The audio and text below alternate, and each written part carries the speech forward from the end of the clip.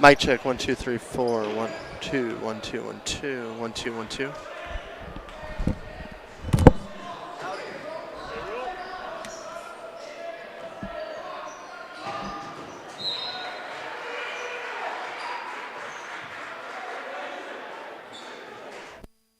One two. Whoa, it's hot. 1 2 1 2 1 2.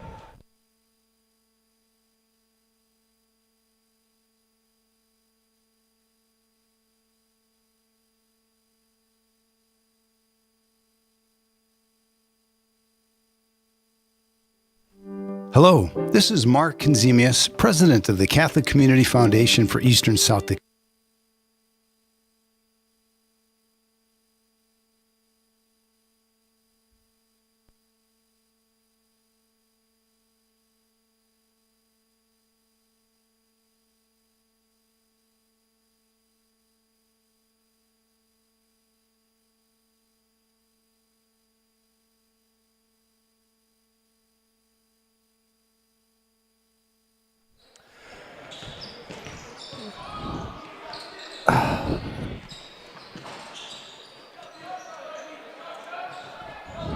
Mic check 1 2 3 4 1 1 2 1 2 1 2 1 2. You'll be broadcasting an SMA of 42 Sioux Falls O'Gorman girls and boys.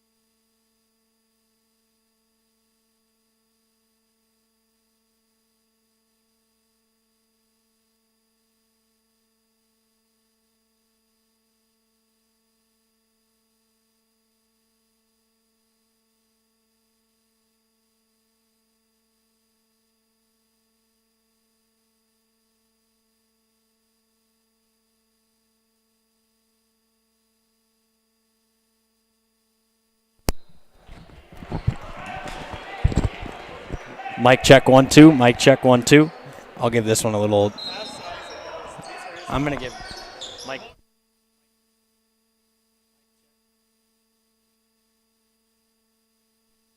Mic check 1 2. Mic check 1 2. All right, we're good.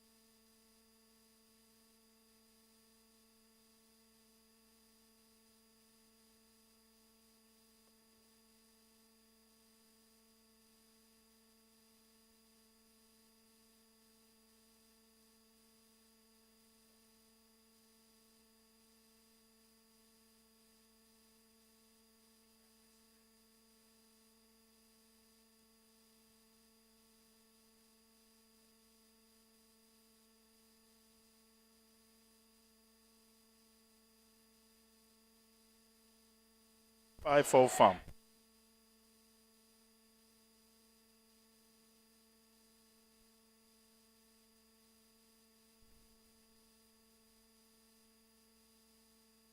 You're listening to a special presentation from the Real Presence Radio Network.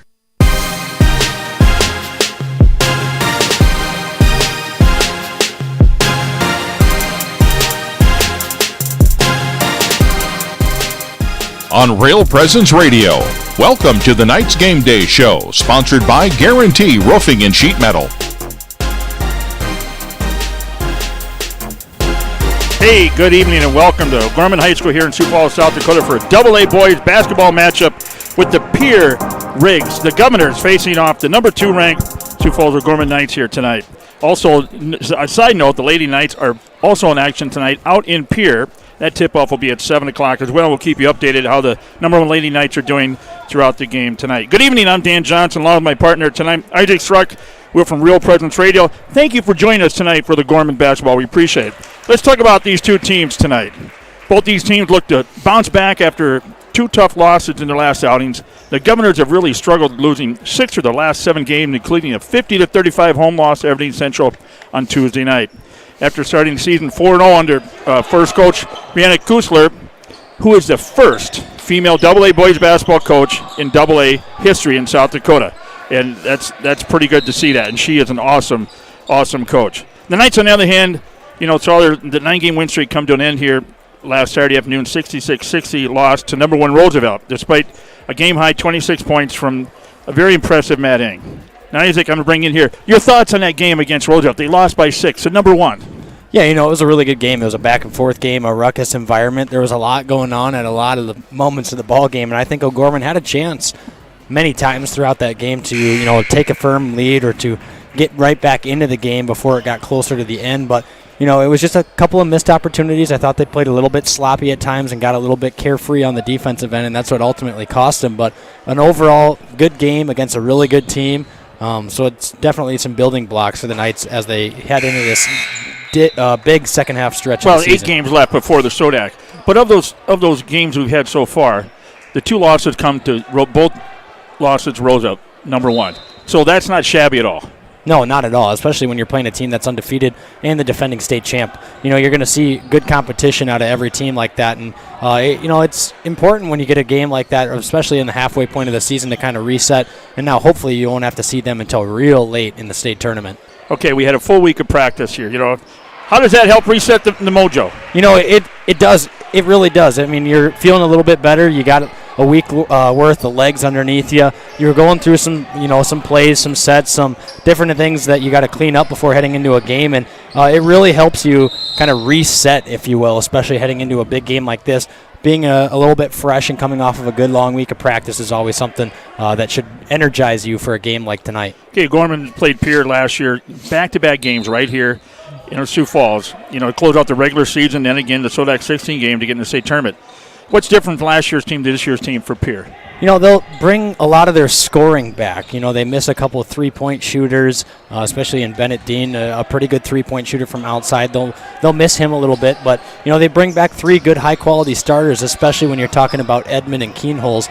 You'll see Keenholz put about 17, 18 shots up tonight at a bare minimum. I mean, he's averaging like 22 shots per game in the last however many games, and he's, they're high motor. I mean, you're going to win a lot of games with him. You're going to lose a lot of games with him depending on how he's playing. The team runs through Lincoln Keenholz, and depending on his play tonight, that's how Pierre's either going to come in with a lot of energy and make some noise, or they could shoot themselves right out of it early on. Okay, tonight looks like we're going to have a pretty decent crowd here tonight. It's the second elementary schools night here, so look forward to seeing the kids in the stand. Hopefully the band's going to be here.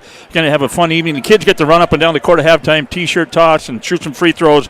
So it's a very special night. Makes it pretty special for these kids. I think with everything going on, how does that play into mindset? We got all these other kids here, and really, does that really hype up the team a little bit more when they see the younger, like maybe their younger brothers here and stuff?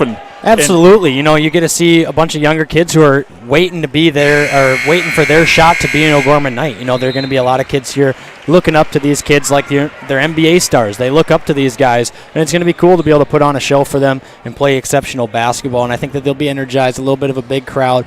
Pierre usually travels well as well. So it's going to be a fun environment here. It's going to be a cool environment, and you're seeing the next generation of Knights tonight on the floor. Because I remember Coach Roby, when he's over at St. Mary's, he had a lot of them 5th and 6th graders come over a few years ago and sat behind the bench for one game. Maybe that was like your senior year. Yep. And I just have no other young men, and they're sophomores. And I tell you what, that was pretty impressive. They went home with their eyes full, and they loved it. So it's very good. So absolutely, yeah. You love to see it. The kids get energized. It brings a whole new component to the game. Okay, we talk about Lincoln Keenholz. He's returning, all-star player. Tremendous scorer, and athlete. What can O'Gorman? Can they slow him down? It's going to be tough to slow him down. He's a guy that can shoot the lights out of the basketball, and he scores pretty easily. Last year we held him to a little bit of a lower score in that first game, heading into the Sodak 16, but the last regular season game against him, we held him, in single digits for a majority of that game. If we're able to hold him to, 10, 15 points, that's going to be a win for us because he's a guy that can explode for 30 on any given night. So making sure that you take him out of the game early is going to be crucial. Oh, geez, sorry. I fell asleep at the mic here. So O'Gorman beat Pierre both games last year and then into the Sodak 16 to advance to the state tournament. O'Gorman series history, they lead 15-5, including 6 in a row. And Pierre's last win came back in the 15-16 season in Pierre. So now it's time for our scoreboard update. Dan Johnson, why don't you take it away and get us some games from around the area in tonight's matchups. Let's talk about AA girls first. Mitchell is overplaying Sioux Falls. Lincoln, as we talked earlier, the Lady Knights, number 1 in the state. They're out of Pierre playing the Governors out there. That game's at 7 o'clock. Number 4, Rapid City Stevens is at number 5, Rapid City Central. Watertown is at Douglas. And also in boys, Watertown is at Douglas and boys. Heron will be traveling over to Brookings. Marshall will be playing at Harrisburg. Number 1, Roosevelt is at number 4, Washington. That's a big game of the night over there as well. And earlier today, JV won 66-46. Coy had 24. Akkad had 24 points. Hagee had 17. The JV now is 11-2. You don't have nothing to do with that, do you? No. Oh, gee. I thought, okay, maybe you can patch yourself. Well, I did coach some of those boys, so you never know. And then the sophomore team won 46-34. The freshman A won 48-42 in overtime. That's their 11th win. I tell you what, we're on a roll here in these younger, the JV and the freshmen and stuff. So, yeah, absolutely. It's a good young group of guys. So coming up next on the other side of the break, Brett Byler had a chance to sit down and talk to first-year boys coach Brianna Kusler to find out what the Governors need to do tonight to have success against the O'Gorman Knights. And that interview is next on the Knights Game Day Show here on Real Presence Radio Network. Is there an event that you would like announced right here on the RPR Network? Please email the details at least 2 weeks in advance to heather@realpresenceradio.com. That's HEATHER@realpresenceradio.com. We can help spread the word about what's happening at your parish and in your diocese. Again, that email address is heather@realpresenceradio.com. Here at Catholic Family Services, we believe counseling is for everyone. Catholic Family Services is here to help whether you are navigating a life transition, such as going to college or changing career paths, wanting to improve your communication skills, making plans for your future family, or wanting to understand mental health. If you would like more information or to set up an appointment with one of our trained professionals, call Catholic Family Services at 605-988-3775. Welcome back to the Guarantee Roofing and Sheet Metal Nights Game Day Show. I'm now joined by Pierre boys basketball coach Brianna Kusler. And your team, coach, lost to Aberdeen Central 50-35 at home in your previous game Tuesday night. This was your boys' season low point total. Can you just talk a little bit about, in that ball game in particular, some of the struggles your team had offensively against Aberdeen Central? You know, it seemed like we were maybe our own worst enemy that night. A lot of missed bunnies, some missed free throws, especially early on. We missed some in and out bunnies, probably left 20 to 30 points out on the floor from easy buckets. You're going to have games like that, and Aberdeen had their struggles as well. You look and you hold a team to 50 points, you feel pretty good. We just struggled to put the ball in the hole, and but I was really proud of our effort defensively, and I think that we still did a lot of really positive things offensively. We just weren't necessarily rewarded with the things in the form of points on the board. Coach, let's move forward to tonight's game for you guys. You played number 2 Sioux Falls O'Gorman, a team that is 10-2 on the season. What do you see as the biggest challenges O'Gorman presents to your boys tonight? O'Gorman has a lot of versatility. They really have the guys that are along the perimeter. They have the attack abilities. They have the guys inside. So it's going to be really important for us to make sure that we are playing solid defense and limiting the opportunities that we're giving them as far as easy looks go. And then really important, and it's always an area of emphasis for us, giving them one-and-done opportunities, finishing everything with a box out, and then making sure that we're valuing each possession both offensively and defensively for ourselves, taking care of the basketball. If we can limit our turnovers and then contain them, not allow the outside game getting going, that'll be really important for us. Coach, against O'Gorman, tempo-wise tonight, it will be more beneficial, do you think, for your team to try to get out and run if you can, or play more of a half-court game? Or we always talk about pushing, but pushing with patience. We want to get out and run our lanes hard. We feel like we have the athletes to be able to do that. When we're running the right lanes and we're running them from tip-off to the end of the game, it wears on teams. We certainly feel like that's an advantage for us. When I say pushing with patience, that means that that might not result in a layup every single time down, but trusting that if you continue to do those little things every single time, it will end up paying off. But I think being able to make reads out of our transition and getting some early quality looks will be something that we will look for. And finally, Coach, your team has lost 6 of their last 7 games. You're going to be playing the road tonight against the number 2 team in state. How important will it be for your team to get off to a good start in tonight's ball game, get some momentum early, and maybe some confidence as well? We really just have to go in with no fear. What an opportunity. We've got 2 great games this weekend, another opportunity to play basketball, and also great for us to be somewhere other than at home and have an opportunity to compete. Certainly off to a good start will be important. Not trying to play from behind and try and make up that, especially at somebody else's floor.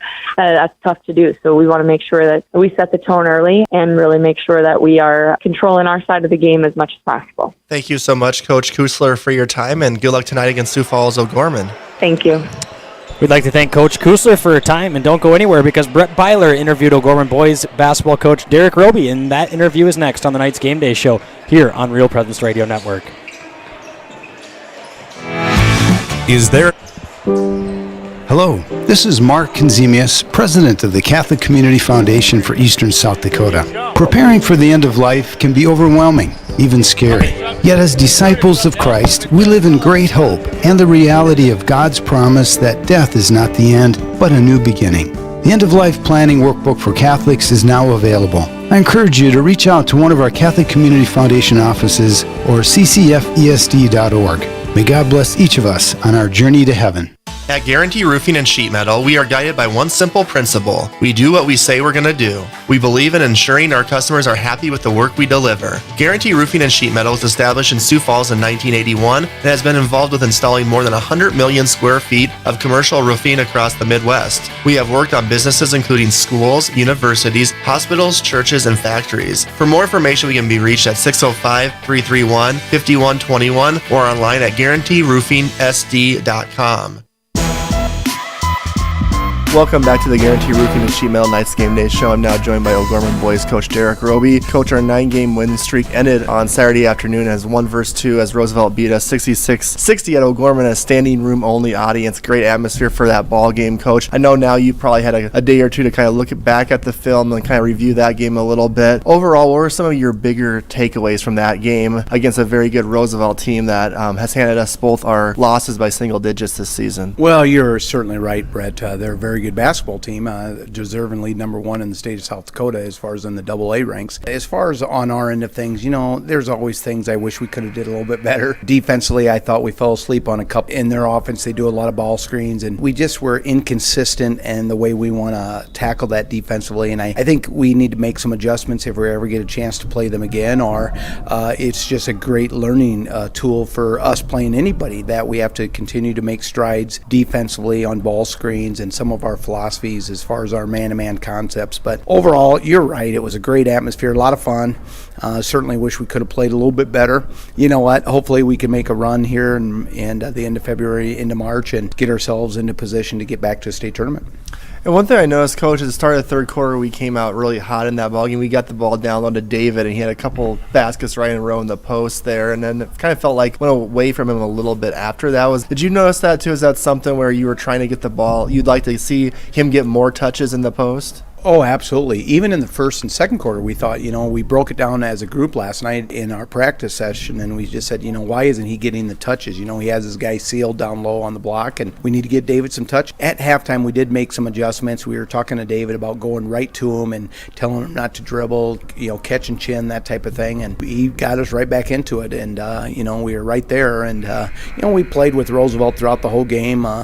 They just kind of got that last momentum surge, and like I said, we just couldn't overcome it, and they made some plays, and we did. Right now, we're going to try to learn from it and move on. Coach, we're moving on tonight to pick on the Pierre Governors. They come into the game at 5-6. They started off 4-0 in the season. A lot of West River teams now, they've only 1-6 in their last 7 ball games, losing to Aberdeen by 15. The other night at home, obviously Pierre has a really standout player, and 2-year starter now in guard Lincoln Keenholz, a 6'3" kid, very athletic. What is some of the biggest challenges he presents to your team defensively tonight? Well, he's a standout player, certainly. I know he's a young kid still. He's a tremendous athlete, and that's in every sport he plays. He's just that type of a kid. He's a franchise player, if you will. Everything's done around him, and you have to contain him. You have to be able to keep him, kind of on his heels a little bit. If he goes off, everybody just feeds off of that a little bit, and we're definitely going to have to try to do our best to control him a little bit. Coach, what will be some keys for us on the offensive side against Pierre? What kind of defense do you expect to see from them tonight? Well, if I was guessing just by scouting and watching film, they're just going to come in after us all-man defense. I don't know if they'll play much full-court man. They haven't in the last couple games that I noticed anyway. They might a little bit just your token man-to-man full court, but basically it's just a half-court man, and we're going to just try to focus in on, again, getting better every single day, setting a screen, using the screen. The last game when we were playing Roosevelt, we got called for a couple offensive because of our screening. We just have to sharpen that stuff up, and going to try to run some quick hits, and like I said, try to keep them on their heels a little bit, especially because as of late, like you mentioned, they certainly don't have the momentum like they did at the beginning of the year when they started out so red hot. Coach, when we played them last year, both times here actually is the last game of the regular season in Sodak 16 game. A week later, we got out to really good starts, and kind of by the second quarter had them put away, so to speak, and a team kind of on the ropes a little bit, like they are coming into our building. How important will it be in front of our home crowd maybe to try to get that big lead right away against a team that's searching for confidence right now? I think that's huge, And you hit the nail right on the head. We definitely want to get the momentum first. And that doesn't mean, like I told you before, that doesn't mean we have to score first necessarily. We just have to get the momentum of the basketball game and take advantage of our home court. We have 8 games left in the regular season, Brett, and you know this. 5 out of the 8 are in this building, and we have to take care of our home as much as we can. And if we do that, we think we're going to be set up pretty nice when it comes to the Sodak 16, our postseason play. But time will tell. Thank you so much, Coach. Good luck today. Thank you much, Brett. And we'd like to thank Coach Derek Roby for his time. Now the keys of victory. Let's, number one, you got to get off to a good start, get the crowd in the game. Looks like it's filling in here pretty good tonight. We're going to have a great crowd. O'Gorman's 3-1 at home this year. Pierre's coming off a losing 6 or last 7 games. Rebounding. We need to out-rebound Pierre, 72-34 in the last 2 meetings. We need to keep that momentum going. Turnovers. We had 15 against Roosevelt. We need to cut that at least in half. Defense can't give up them backdoor cuts and easy baskets in the paint. Roosevelt outscored us 32-18 in the paint. We have to stop that. And we need to make Leakin Kehots work for his points. He's a tremendous scorer inside and outside. You can't give him the open threes and those easy drives to the basket. So that's our keys to victory. The keys to victory, the Sioux Falls O'Gorman Knights, have been brought to you by Closets & More, a locally owned company providing custom design closets and storage solutions. Closets & More can be reached at 605-334-5135. Online at closetandmore.com. Is it way too loud? Okay, now it's time. Pick the click. Let's go. Players that we think tonight are going to make an impact on tonight's game. Isaac, who do you have? All right, well, I'm going to take Rush Landry tonight. Actually, no, I'm taking Costello. That's who I picked. Yep. Dan took my pick of the click tonight with David Alpers, but I'll take John Costello. I expect him to be able to stretch the floor a little bit tonight. He's not going to have Edmond on him, so I expect him to be able to make some noise in the paint and outside. And I took David Alpers, a 6'6 senior, as my pick to click. Sorry, I don't even know where we're at. Oh, yeah, okay, here we go. All right, so another player to look out for tonight, 6'3 junior guard Lincoln Keenholz leads the team in scoring, an all-state player last year, a tremendous multi-sport athlete. Look out for Lincoln Keenholz tonight from the perimeter. Also look out for Jackson Edmond down inside the paint tonight for the Pierre Governors. You got to take it here, Dan. I'm lost. I just got up here. Okay, there we go. Tonight's Sioux Falls O'Gorman Knights Game Day Show has been brought to you by Guarantee Roofing and Sheet Metal. Guarantee Roofing and Sheet Metal has been established in Sioux Falls in 1981 and has been involved with installing more than 100 million square feet of commercial roofing across the Midwest. For more information, they can be reached at 605-331-5121 or online at GuaranteeRoofingSD.com. Coming up next is tonight's tip-off show, priest prayer, and starting lineups. All that is next after the break on Real Presence Radio Network. Need repairs on gas pumps, tanks, and air compressors? Sioux Equipment Company can help. They serve Sioux Falls and the surrounding areas. Sioux Equipment Company also offers services for lifts, signs, decals, and tank truck equipment. Sioux Equipment Company at 605-334-1653 is a supporter of O'Gorman Knights athletics and activities. J&J Caseworks and Closets & More is a proud sponsor of the O'Gorman Knights. Following the same rich, winning tradition, family, and Christian values, J&J Caseworks strives to create a work environment to call home. Family-owned and operated, J&J Caseworks has several full-time positions available. Our team members pursue career goals, learn new skills, and get the recognition they deserve. To set up an appointment, J&J Caseworks can be reached at 605-332-0805 or email jobs@jmjcaseworks.com. Go Knights!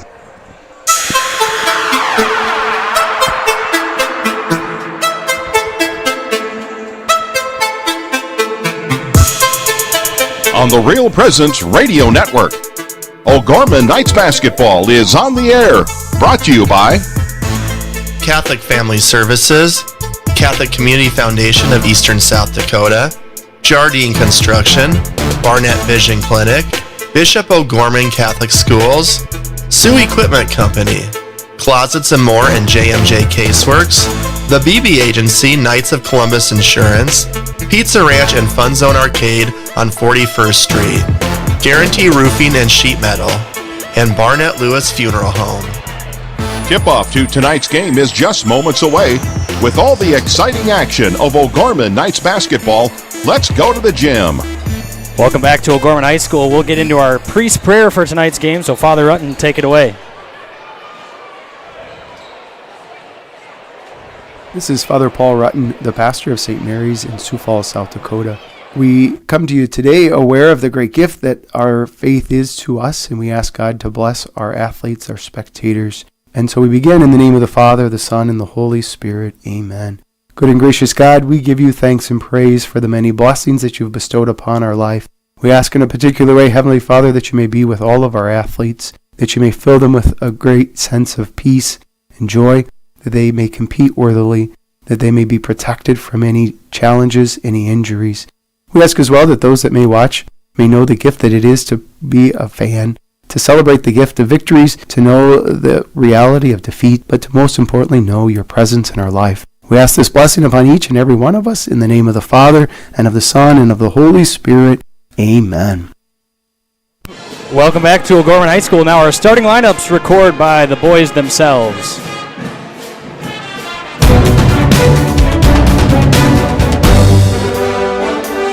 Emmanuel Struck, number 3, 6'3", senior, guard and forward. Matt Ing, number 5, 6'2", junior, guard. Rush Landry, number 23, 6'5", senior, guard forward. John Gaston, number 50, 6'5", senior, center forward. David Alpers, number 4, 6'6", senior, center.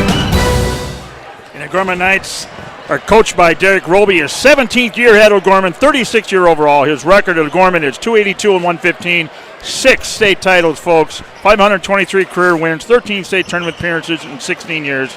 I tell you what, hats off to Coach Roby, great coach here. Isaac, and the Pierre Governors tonight. So Pierre will start number 2, a guard, 6-foot senior, another starter from last year's team, Matthew Hansen. Another guard, number 3, 6'3" junior, Lincoln Keenholz. And number 10, another guard, 5'11" junior, Jacob Mayer. Number 24, a forward, 6'7" junior, Jackson Edmond. And number 45, a 6'4" junior, number 45, Christian Bush. The Governors are coached by Brianna Kusler in her first ever season as the head boys basketball coach here at Pierre. She played college basketball at Northern State, graduated from Aberdeen Central in 2016, and won a state basketball and volleyball title her senior year. So a great resume for Coach Brianna Kusler. Okay, Isaac, who do we got here? Well, now I'd like to invite our special guest of tonight's ball game, Connor Roman, into the booth tonight. So Connor, how you doing? I'm doing good. Good. So Connor, an OG student this year with the basketball team, joining us up top in the booth for his first broadcast of the season. So we'll hear from Connor later tonight and give some insight on the game, as well as some color commentary with the one and only Dan Johnson. So all of that is next. So don't go anywhere. We're going to take a quick break here on Real Presence Radio Network, and when we come back, we'll have the national anthem, starting lineups on the floor, and more on Real Presence Radio. Early in his time as the new bishop of the Diocese of Sioux Falls, Bishop Donald DeGrood sensed in prayer the vision that the Lord has for the diocese in our time: lifelong Catholic missionary discipleship through God's love. That is, for each and every Catholic in eastern South Dakota to receive God's love, to be in personal relationship with Jesus Christ, and to share that love with others. Find out more at sfcatholic.org/vision and discover the exciting and beautiful part you have to play in God's plan.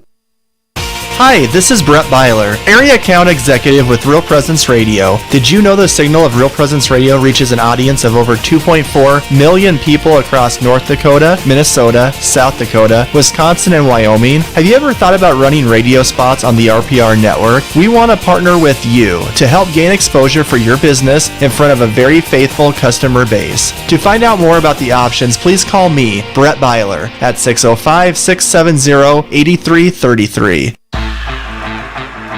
Welcome back to O'Gorman High School here, as we have the O'Gorman Knights getting set for tip-off with the Pierre Governors. We'll have the national anthem down on the floor with our PA announcer, Mr. Rick Lynch, the one and only. What are you looking forward to tonight's game, Dan?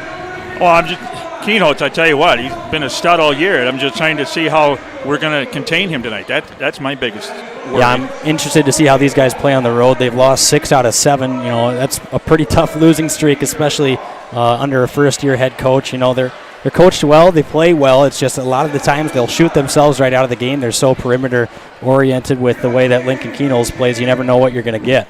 So now our national anthem down on the court here, as we'll take a break and listen in on our national anthem. Hi, this is Father Jordan Sampson, pastor of Christ the King Parish.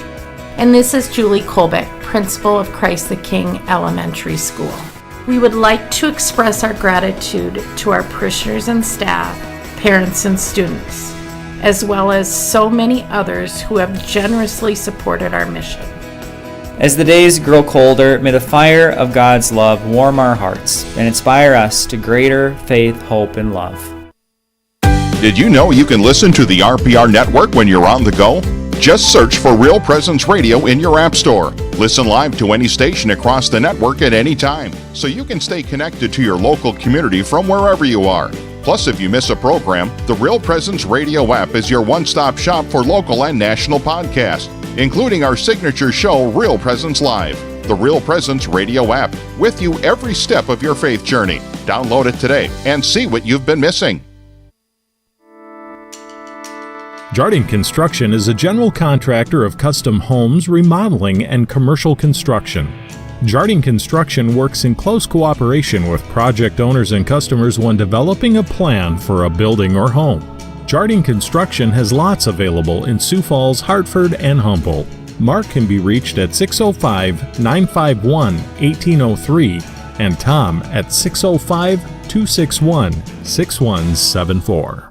Barnett Vision Clinic in Sioux Falls offers comprehensive eye exams to assess their patients' eye health, including students and young athletes. At Barnett Vision Clinic, we offer a variety of glasses, contacts, and sunglasses to fit our patients' needs, including brands such as Oakley, Ray-Ban, Nike, Kate Spade, and Nano Vista glasses for kids. Dr. James Barnett is a proud O'Gorman alumni and St. Michael's parishioner. To schedule an appointment, we can be reached at 605-335-7757 or online at barnettvisionclinic.com. Welcome back here to Gorman. We get started.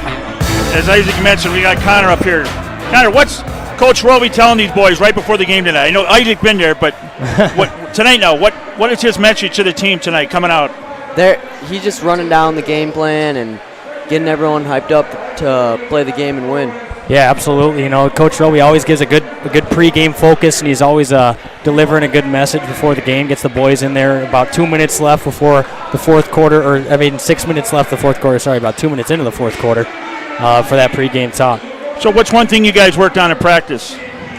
I didn't go to practice this week. I had therapy. Okay. There we go. So Dan, I got a question for you.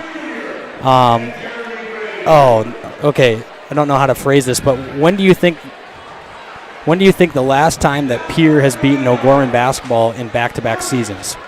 I saw it on. It had to be back in Joe. I mentioned his name the other day. Oh, it had to be back in the. Was it the 7th? Yeah, Joe Ashley. I saw something. It was. Joe, oh God. So I'm guessing be like 79, 80, somewhere right in there, give or take. Yeah, a couple years. And whenever Pierre wins a game, it's usually Knights bounce back the next year. So, it will be interesting to see how Pierre comes out tonight. I don't remember the last time Pierre's won a game in this gym. That's my big thing. It's been years. I think that they lost back in 2012 and 2013. They played back-to-back here, lost. They won in 2015-16 season, but that was in Pierre, and then they haven't won since. So. Well, we pray that O'Gorman can win this game tonight. Well, hopefully. But, Pierre came out hot. They were ranked number 4 coming preseason, weren't they? Absolutely. They were 4-0 to start the year, and they were rattling off a bunch of points scored. But they've really been struggling lately. It'll be interesting to see how they handle O'Gorman on a crowd like this tonight. And Pierre's got a road trip this weekend. They're here today, and then tomorrow they're playing at Harrisburg. So they got 2 tough games here in Sioux Falls area this weekend. So. Harrisburg, kind of a hit or miss team this year. You never know what you're going to get out of Harrisburg. You never know what you're going to get out of Pierce. So it'll be interesting to see how both those teams play this weekend. But O'Gorman got to take care of business at home. They got 5 out of their last 8 games at home, starting with this one tonight. It's going to be important to make sure that they can control home court to set themselves up for a deep postseason run. And then you got to remember the Lady Knights are playing at Pierre right now. Their game is getting tipping off about 7 o'clock as well.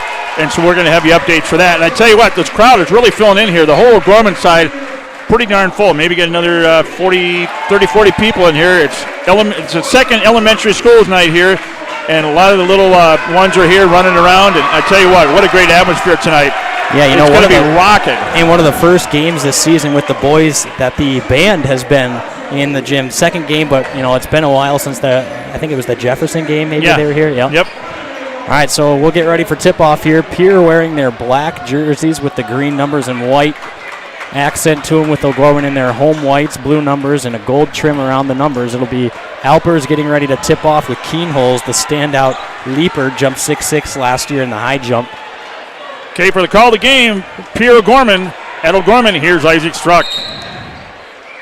Jim Ricketts Jr. getting ready to do the toss here at center court as we've got a fun night of basketball underway as Pierre will win the tip and control it. That's going to be Mayer bringing it across the half-court line, swings it over to Keenholz. Pierre comes out in an offensive set right out of the gate. Keenholz off a screen, guarded closely by Landry, and now over to Edmond. That pass stolen away by Matthew Ing in transition. Layup off the window. Looked like there was a lot of contact. Struck with the rebound and the put up for two. Nice job running the floor there by Struck, and it's 2-0. Keenholz comes off a screen from Edmond. Hesitation move into the paint, and then has to give it up. Swings it over to Mayer, now into the corner. That's Hansen. Hansen off the dribble, comes off a screen, thought about a three, swings it over to Keenholz, guarded by Landry, comes off a screen, step back, triple from the corner, back of the iron, no good. A rebound into the hands of Matt Ing. Ing will go off the dribble, hand it off to Struck. Knights will come out here, look like they're going to run a set offensively. Hand off to Ing. And Ing travels with it. And you heard that whistle before that. Yeah, the classic Roby whistle. First turnover for the O'Gorman Knights here. 7:04 left to go in the first quarter. It's 2-0. You know, Connor and I share a mutual interest in basketball. We both, love the three ball. Hoisting threes is the name of the game, so hopefully we can see O'Gorman outshoot the Pierre Governors tonight. Hopefully Matt gets hot. Yeah, hopefully Matt gets hot from deep. That'll make things a lot easier. Turnaround jumper, no good by Bush. Rebound bounces out into the hands of Keenholz. He'll fire a three from the wing. That one air ball, no good. And Keenholz is 0 for 2 so far, and then grabs the board. He'll push it up with Alpers inside the block. Turns around, up off the window, good for 2, and it's 4-0 Gorman. Connor, do you like the New England Patriots? No. He's I'm pretty sure you're a Rams fan, so at least he's got a team that's still playing. We got to talk football here later then. Edmond with it up top, swings it over to Hansen. That's a triple from the corner. That's good. A heavily contested triple is buried by Hansen, and it's 4-3. Because after the Patriots got beat, Connor, Isaac, we didn't see him for a few days. You love to talk about that, Dan, but I haven't seen your Vikings do anything in a while. And I can handle that. It's been a few years. Been, We're used to your it. whole life. David Alpers with it. Eng takes a spill to the floor, looks inside at Costello, heavily guarded, and then bounces off the left arm of Manny Struck and out of bounds. And second straight turnover. That was a foul. Matt he took him out. I don't know. I didn't quite see what made him fall, but just saw him on the deck. So Pierre with a chance to take the lead here. Throws a pass right into the hands of Struck, then lobs a pass into Eng in transition. Layup off the window, no good. Tip nearly followed by Struck, and then he gets a hand on it. They're going to call a foul. About full length of the floor away from the basket. I thought Eng was going to get the first shot to fall, and then Struck off the follow off the left side of the rim. Couldn't get it to go. Rebound, and then Struck gets called with the foul. 4-3 here, 5:32 in the first. Knights on top by 1. That'll be Mayer bringing it across the half-court line. Swings it over to Keenholz. He'll use a screen from Bush, then go baseline drive, and he's fouled hard. Shot doesn't fall, and he'll head to the free throw line. Matt Ing picks up his first foul. Lincoln Keenholz steps up to the line, a 67% free throw shooter on the season. Leads the team in free throw attempts at 48, 32 of 48 on the season. Chance to increase that average here.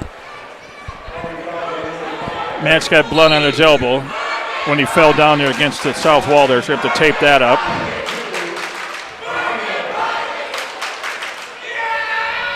So we get a little delay in action here as Keenholz is at the free throw line for Knights 2. will be without Bennett Dannenbring, not saying that he was necessarily going to play, but Dan informed me that he took an elbow to the face. What was it? I'm not exactly sure, but he had to go see medical attention. He split his lip open with his tooth and had to go get stitches in the hospital. Broke his tooth. And who is that? Bennett Dannenbring. Oh, wow. Yeah, so say a chipped prayer the for tooth. him. Yeah, chipped the tooth, broke the skin, whatnot. So maybe Bennett's listening to us right now. Keenholz free throw rounded in. Keenholz is 66% from the line. 4-4 tied up here, 5:22 in the first. Keenholz's second free throw on the way. That one is up and good. 5-4. Pierre on top, their first lead of the ball game after a 4-0 start for the Knights. Huners into the game for the first time. He replaces the bloodied up Matt Eng, and Huners will walk it across the half-court line. Nearly got his pass stolen into the hands of Struck now, who has it on the right wing. Looks inside at Alpers. Nice high-low pass. Kicks it out to Huners. He'll drive into the paint and swing it over to Costello, who traveled with it, and the Governor's faithful to their feet as they get another stop and another turnover. Wow, that's how many turnovers? I think it's 3.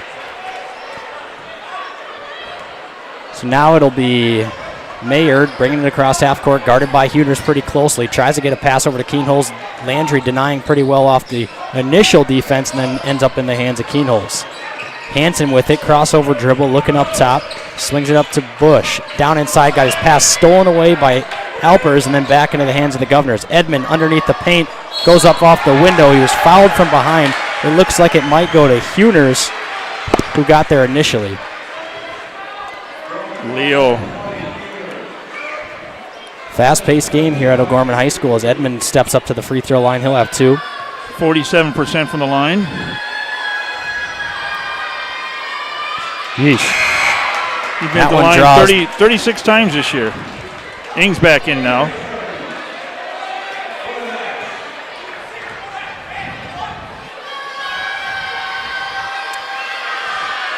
Edmond's second free throw off the iron, no good. Rebound goes to Alpers.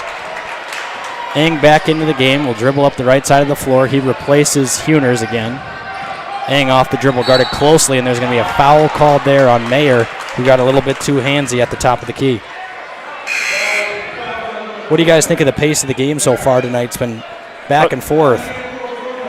I'm not liking it. You're not liking it. I like a high-speed game, but when it's sloppy and ugly like this, you got to make sure you're taking care of the basketball, saving those possessions early because you don't want to let Pierre hang around for too long. Okay, Ambrose is in for Costello. Alpers layup off the window, no good. Rebound into the hands of Edmond. He'll swing it over to Keenholz. Transition pull-up 3 is off the front of the iron, no good. However, the rebound bounces around into the hands of Hansen, and Hansen swings it to the corner. Standstill triple from Mayer is good. Jacob Mayer, bada bing, bada boom, another 3, and it's an 8-0 run for the Pierre Governors. They lead 8-4. And the Pierre fans are loving this. So Struck will walk over and hand it off to Eng. Eng up top now to Landry. Back to Eng. Top of the key. Uses a screen from Alpers. Kicks to the corner. Struck thought about a triple. Swings it back up top to Eng. Eng uses another ball screen. Frees himself up for a triple. No good. Rebound into the hands of Alpers. Fouled behind by Christian Bush. The 6'4 junior got a push from behind, and he'll pick up his first foul. Did you see that little kid go baseball sliding in underneath the basket? And Ricketts is talking to him, so. Full crowd here at O'Gorman High School, really filled in after the start of the first quarter. Yeah, we started a little bit early.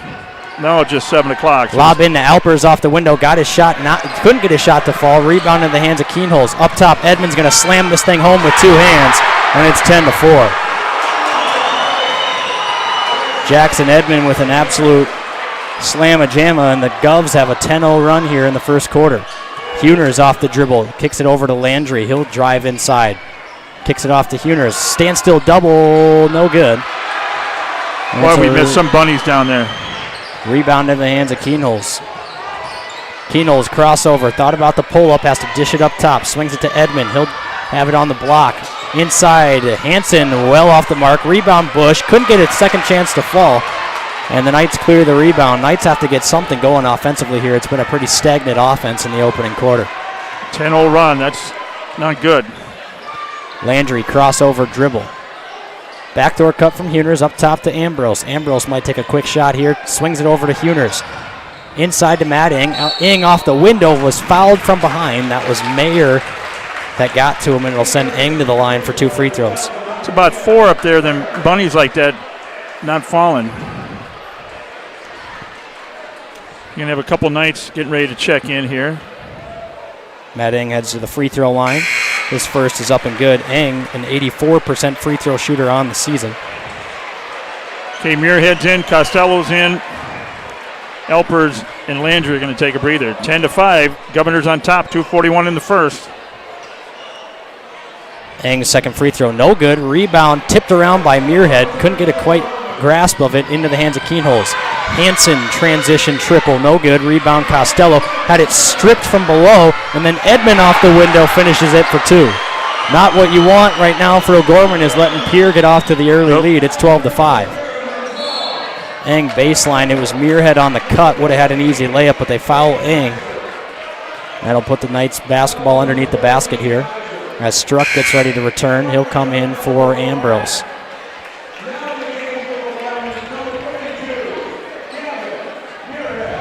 Muirhead will inbound. Costello on the left block, Eng on the right block. Struck and Huners in the corners.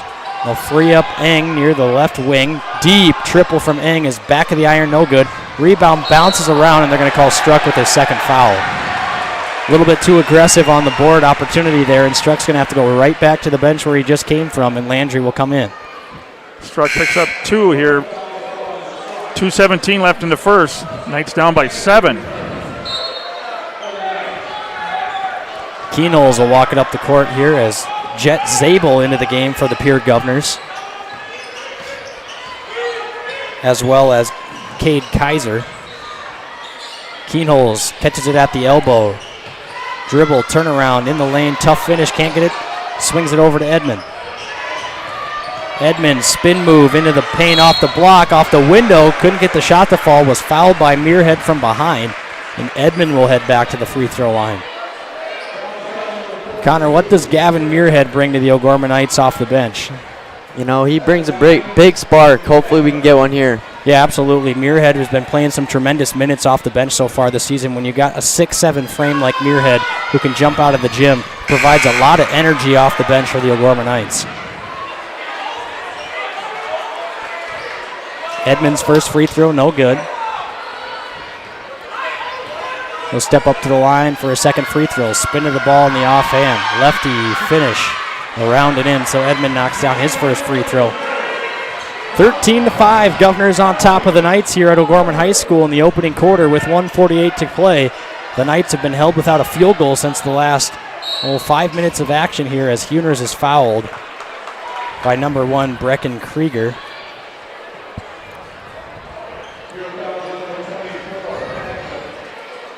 So Muirhead will inbound. Knights come out in this same underneath the basket out of bounds play. They'll swing it over to Costello in the corner. Look inside up to Muirhead now. Swings it over to Eng. Fires a triple from the right wing. Back of the iron, no good. Nice board by Muirhead and then throws it away into the hands of Kaiser. Muirhead grabbed the board, then was slipping to the floor, had to get rid of it. Through the hands of Huners into the hands of Kaiser. Keenholz, elbow, step back, had it poked away by Leo Huners. Into the hands of Costello, and they'll play a little back and forth as Eng has it now in the corner. Eng to Muirhead underneath the basket, had his shot swatted away by Jackson Edmond.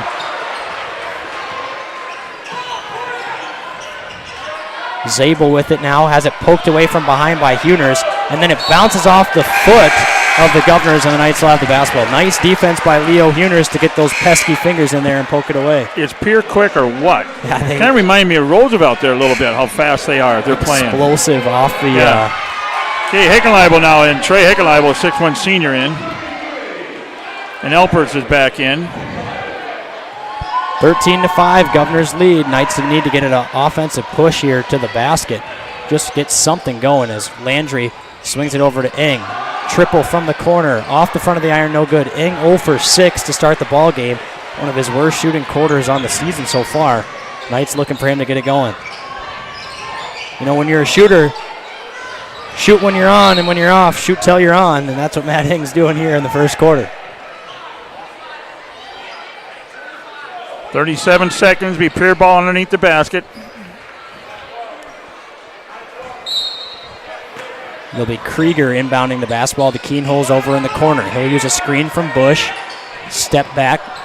Fadeaway 2 from the deep corner is good. Gives a look back to the student section as he's got 4 points now for the Governors, and it's 15-5, a 10-point lead for Pierre. I don't think the Knights have been down by 10 in the first quarter all season. Heckenleibel up top to Landry. Pierre playing great defense on the night so far. Costello, triple top of the key. Back of the iron, no good. Rebound into the hands of Keenholz. 4 seconds left, 3 seconds left. Keenholz, deep triple off the front of the iron, no good.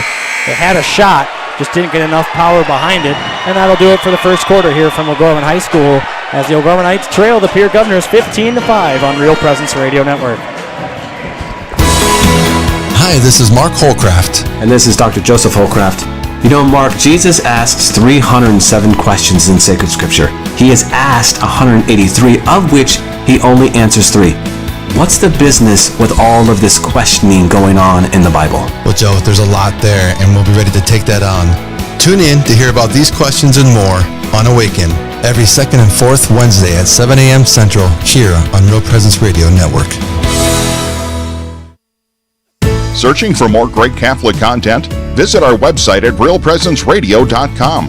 Find Catholic news you can trust, information about events coming up in the local area, and the latest on what's happening at the RPR network. And don't forget that you can listen to any of our stations around the clock from anywhere in the world. Need prayers for someone or something in your life? You can submit those through our online form for the entire family to pray for. Real Presence Radio, your family of faith and hope. Online at realpresenceradio.com.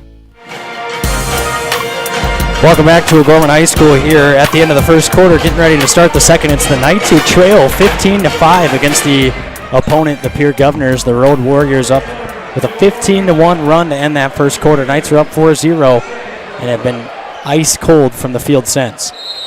I'm impressed with Pierre. Wow, they're quick. An athletic group of guys. That was something that came in preseason. A lot of them were talking about how Pierre was going to be an athletic group. It was just whether they were going to be able to be a competitor as Alpers drops the hammer. Yeah, baby.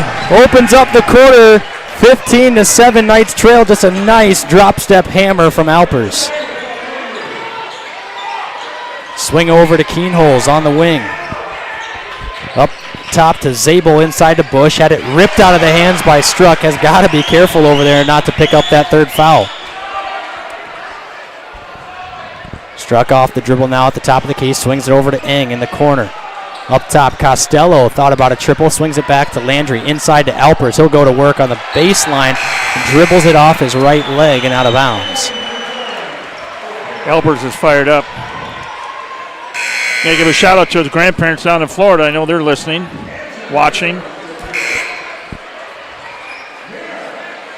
A couple of subs back into the game for the Governors. Mayer and Hansen return. It'll be Mayer, Hansen, Zabel, Keenholz, and Edmond. The Knights have Costello, Eng, Alpers, Landry, and Struck on the floor to complement. Keenholz with it up top. Thought about a quick three. He'll step back, dish it off to Edmond. Looks inside. Edmond over to Zabel into the corner. That's Hansen. Shot blocked. Just tipped by Struck. And now they're going to say that Pierre was out of bounds as Zabel corralled the rebound underneath the basket after the tipped ball by Struck, and it's a turnover for the Governors. Landry drops the ball off to Struck, who walks it across the half-court line. Knights will come out in a set here offensively. They'll dribble over and swing it to Landry on the right side. He'll use a screen from Alpers, dump it off to Alpers. In the short corner, Alpers spin move into the paint, dumps it off the hands of Struck and into the hands of the Governors. A turnover for the Knights. Quick pass there into the hands of Hansen now. Up top to Zabel. Zabel top of the key, back to Hansen. Looking inside, trying to bury Alpers under the basket. Edmond swatted away, tried to slam it. And it somehow went in. I don't know how that ball went in. Hit off the backboard after he tried to grab the rim after it was swatted. And the Governors take a 17-7 lead. Landry with it at the top of the key. Lost his dribble, has to give it up, swings it over to Struck. Inside to Costello. Tried to get it to go off the window, stripped off his leg and out of bounds. And the Governors have their hands everywhere. They're all over that ball underneath. It's really, Knights are getting the ball and they're swatting it away right there in the paint. 17-7, 5:54 left in the first half. Governors on top. Hansen over to Keenholz in the corner, guarded by Landry. Uses a screen from Edmond. Pull up, contested two. Rattles in and out, no good. A rebound goes to Alpers. And the Knights need to score here offensively to get some momentum back.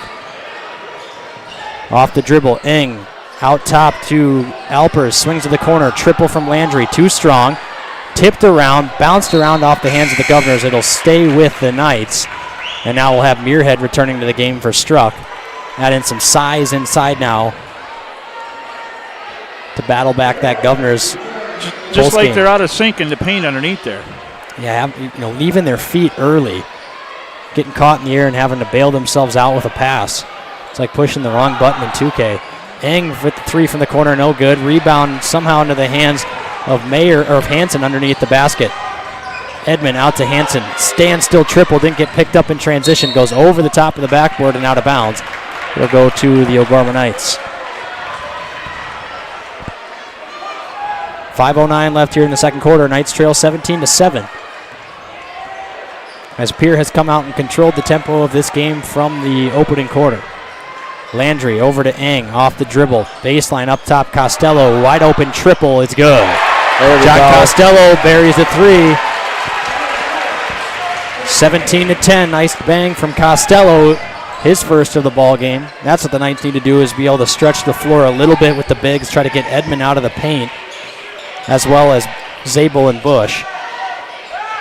Dish from Edmond is just swatted away by Alpers. Oh, that was sweet. I hope you guys saw that. Into the corner, Muirhead with it off the dribble over to Landry. That thing was pinned with some force. The hoop still rattling. You need to execute here. I don't know about that. No way. Wow, Yikes. They call Muirhead for traveling. Alpers checks out as Ambrose checks in. Yeesh, I don't know about that. Ambrose, Muirhead, Ing, Costello, Landry in for the Knights. 4:19, Knights down by 7 here in the second quarter. Mayer off the dribble, guarded by Ing, swings it over to Hansen. That one could have been poked away if Ambrose would have been paying attention. Keenholz off the dribble, up top to Hansen. Off the dribble, guarded by Ambrose. Cuts to the rack, off the window, and one. And just when you think O'Gorman's starting to build some momentum, Pierre makes a big play like that, and one, and he'll head to the line. Chance to expand on the lead.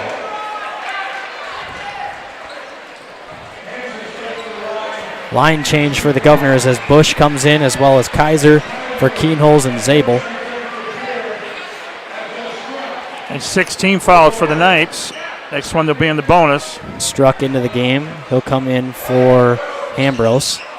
Free throw is good. Ing came in now too. So Struck will walk it across the half-court line near the left side. Over by the Knights logo, he'll decides not to use the screen, buries his way into the paint, turnaround pass, stolen by Mayer. And now Mayer will dribble with it. Tried to find Ing in the corner, but just too many turnovers from the Knights early on. Terrible. Bush off the dribble inside of the paint, had it poked away and Struck with it into the hands of Landry. Bush on the floor, Knights have numbers. Muirhead with it, steps into a deep two, no good. Rebound corralled by Costello. They're going to say that it was Mayer that stepped out of bounds while he had possession of the basketball. And Alpers will come in for Costello. Muirhead able to hit that outside jumper. But in transition, you almost think the Knights had to push with a little bit of pace. It was a moment until they realized that Bush was still on the ground on the other end of the floor. Landry, tough drive inside, rebound by Alpers. Couldn't get the bunny to fall. Now Landry gets it off the window, good for two. Knights have missed some easy shots underneath the basket in the opening half so far. Too many. Landry cleans up the glass for two.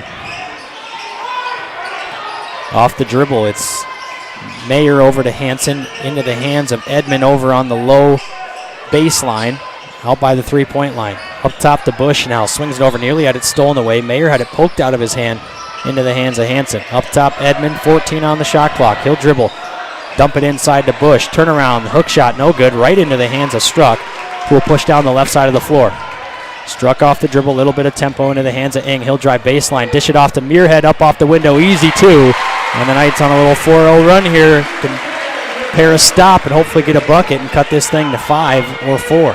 14-20, Governors Steal on that, top. Matt. Up top to Hansen, guarded by Struck. The drive baseline. Got to be careful not to get a foul here as that shot somehow falls. Because Manny's got 2, so we got to watch that.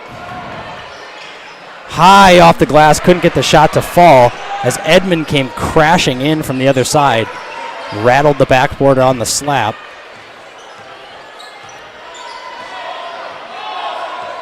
Kuchler calls a set here.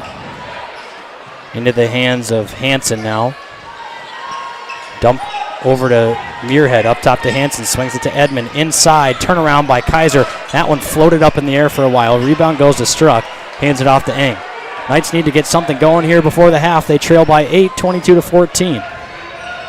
Eng guarded closely, will dribble a crossover into the paint all the way. He lays it in. They're going to call. Roby calls timeout by Roby before the lay-in. So we'll take a break here. You're listening to Real Presence Radio Network. Knights trail 22-14 with 1:28 to go in the first half here on Real Presence Radio.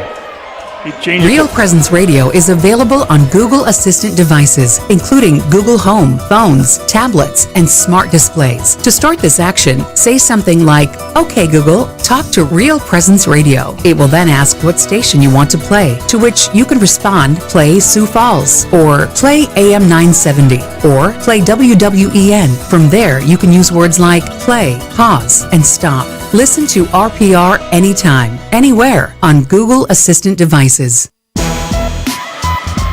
Welcome back to Real Presence Radio Network here as the O'Gorman Knights trail the Pierre Governors at home, 22-14 with 1:28 to go in the second quarter. Hey, update up in Pierre. The Lady Governors, number one Lady Knights, are playing the Governors up there. 16-6, the Knights lead at the end of first period in Pierre. All right, Connor, I'm going to put you on the spot here. Goofiest teammate out on for the O'Gorman Knights this year? Cade Clemens. Cade Clemens, that's a good one. Cade's older brother Cole graduating class of mine. Yeah, I can totally see that. Cade brings a lot of goofiness down there on the bench. Hey, it'll be O'Gorman ball, minute 28 left. Costello will inbound. Oh, sorry about that, Dan. Knights down by 8. Huner is into the game. Heckenleibel in the corner. Governors come out in a zone defense, dump inside to Costello. Baseline pass to Alpers. Easy lay-in for 2. Lead is down to 6. Struck will be guarding Keenholz. Tough matchup with 2 fouls. Got to keep him in front here. Into the hands of Edmond. Keenholz off a screen. Huner's nice defensive show, but Keenholz's shot is too tough over the top.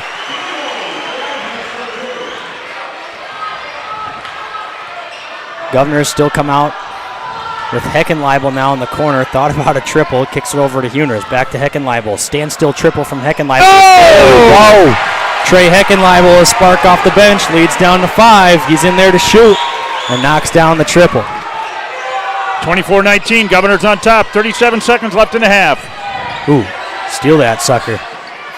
Into the corner with Zabel. 23 on the shot clock, 31 on the game clock. 8-second difference. Turnover. Quick math. Edmond into the hands of Kaiser. Lost it. Into the hands of Costello. A foul is going to go to Kaiser. So we'll bring Eng and Landry back in, probably for Huners. Maybe Struck. Get some offense. Maybe Matt can hit a 3. Keep Heckenleibel on the floor. Space a shooter out there and stick Landry in the right corner. Gorman have the whole length of the court. 22 seconds. Down by 5.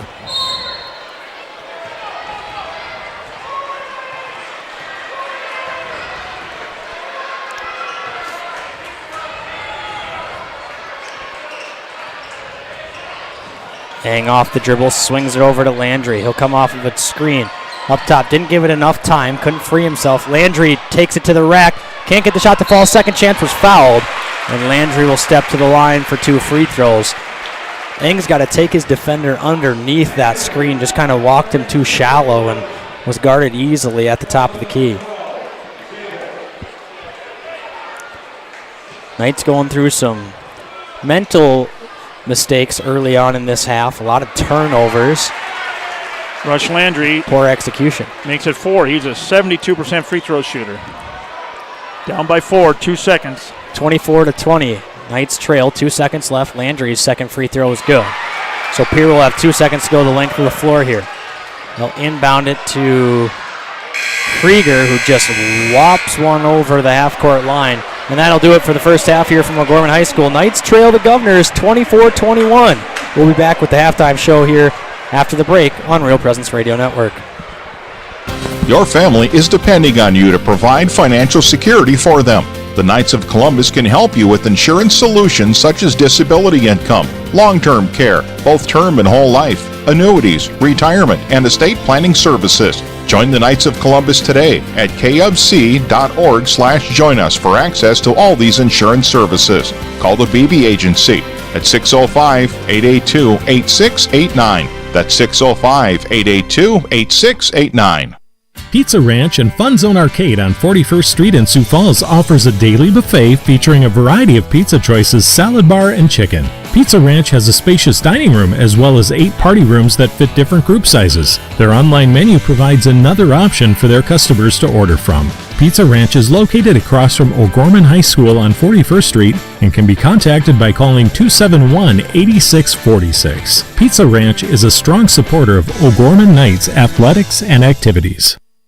At Guarantee Roofing and Sheet Metal, we are guided by one simple principle. We do what we say we're going to do. We believe in ensuring our customers are happy with the work we deliver. Guarantee Roofing and Sheet Metal was established in Sioux Falls in 1981 and has been involved with installing more than 100 million square feet of commercial roofing across the Midwest. We have worked on businesses including schools, universities, hospitals, churches, and factories. For more information, we can be reached at 605-331-5121 or online at guaranteeroofingsd.com.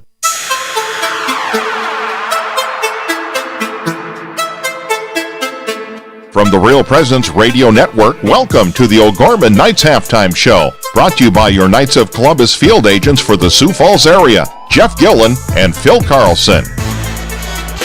Welcome back to O'Gorman High School. The Knights trail the Governors 24-21 after the first half here in a tightly knit second quarter. The Governors controlled most of it. First quarter there. Hey, do you want to turn my return down a little bit? Just a little bit? There we go. Oh, and then the band stops right there. All right. Well, it was an interesting first quarter for the Knights. They started up the game 4-0 and then didn't hit a shot the remaining part of the first quarter. Really struggled offensively and got turnover happy, Dan.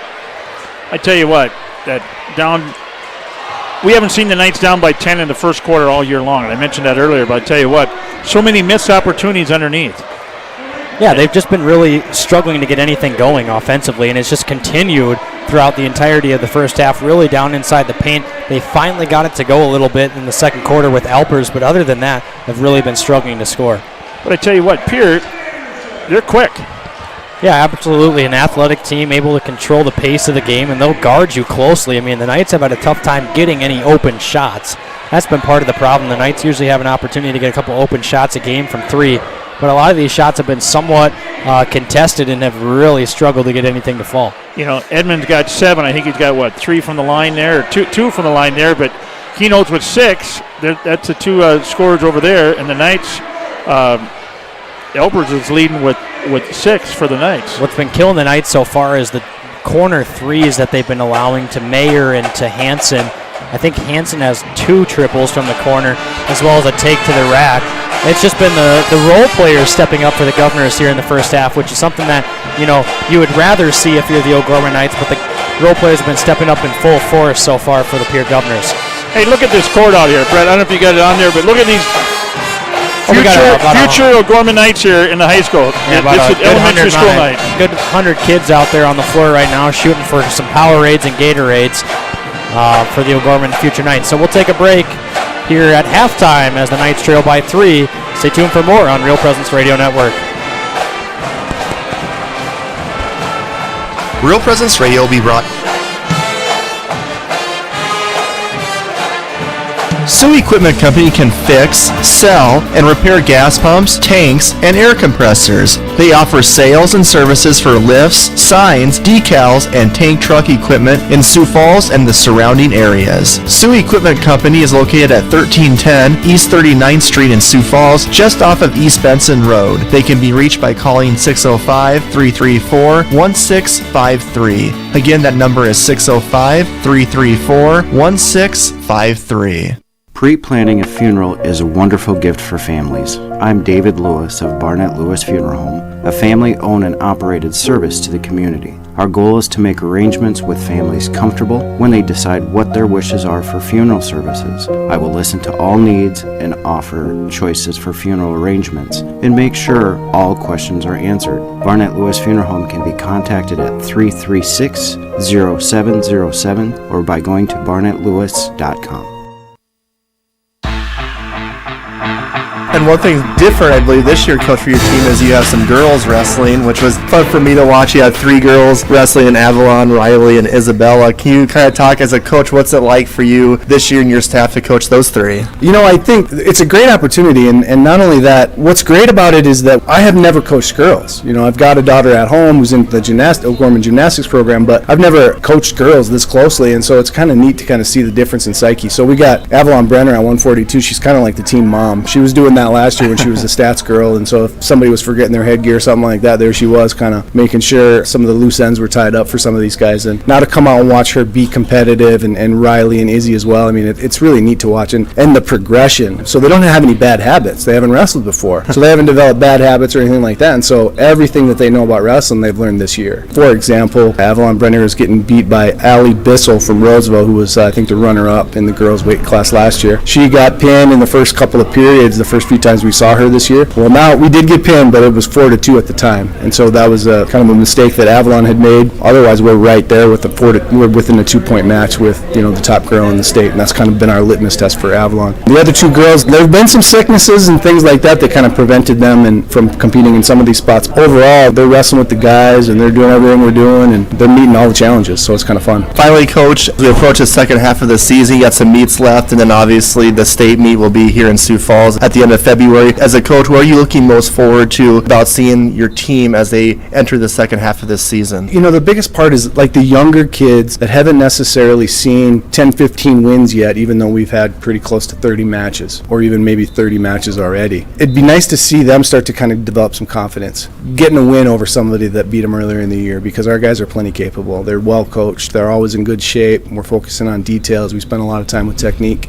And so to see that translate from somebody who's only been maybe a 2-year wrestler or something like that into those wins, there's nothing better than watching that happen as a coach. You know, watching and teaching and doing all the counseling and doing all those types of things that you got to do with student athletes, and to actually watch them see progression. That's the best part of it. So that's obviously the thing we want to continue to see. You know, if you're going to talk specifics, I'd like to see probably 6 or 7 guys go and place at the state tournament this year, and we'll see if we can get it done. Thank you so much, Coach. Good luck to you and your boys the rest of the season. Hey, thanks for the opportunity, Brett. I always appreciate it.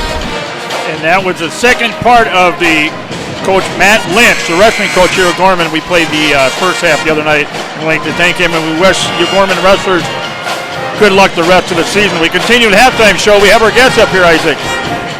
Yeah, Connor Roman joining us. If you're just joining us now tonight for the broadcast, Connor, my mom texted me and said, you know, this is it for Connor if we lose this game, because it's either bad luck or something's going on right now. But Connor's going to wish us some goodwill here in the second half, and we'll pull this thing out. But we'll take a break. When we come back, we'll have the second half underway here from O'Gorman High School on Real Presence Radio Network. Real Presence Radio will be broadcasting an estimated 42 Sioux Falls O'Gorman girls and boys basketball games from the middle of December 2021 to the middle of March 2022. Tune into the RPR network on 94.5 FM Sioux Falls, 91.3 FM Hartford, online at realpresenceradio.com, on our free mobile app, and on YouTube at Real Presence Radio Sioux Falls. If your business would like to sponsor our O'Gorman basketball broadcast, contact me, Brett Byler, at 605-670-8333. Upon graduation from O'Gorman High School, you will receive far more than a diploma. You get the values of a Catholic education, the support and reach of thousands of alum from across the country, the knowledge that you can become who you were meant to be, and our community will be right there by your side. You belong in blue. O'Gorman High School. Welcome back to Real Presence Radio Network here as we get ready for some second half action. But before that, Dan's going to give us a recap of some things going on at O'Gorman High School this week. It's Catholic Schools Week coming up next week. I tell you what, this game tonight kicks it off. Tomorrow the debate will be at Yankton, our old chirp over at Marshall. Show choirs over at Roosevelt. Wrestling's up at Aberdeen. Gymnastics is over at Sioux Falls Lincoln. What a busy Saturday for the Knights.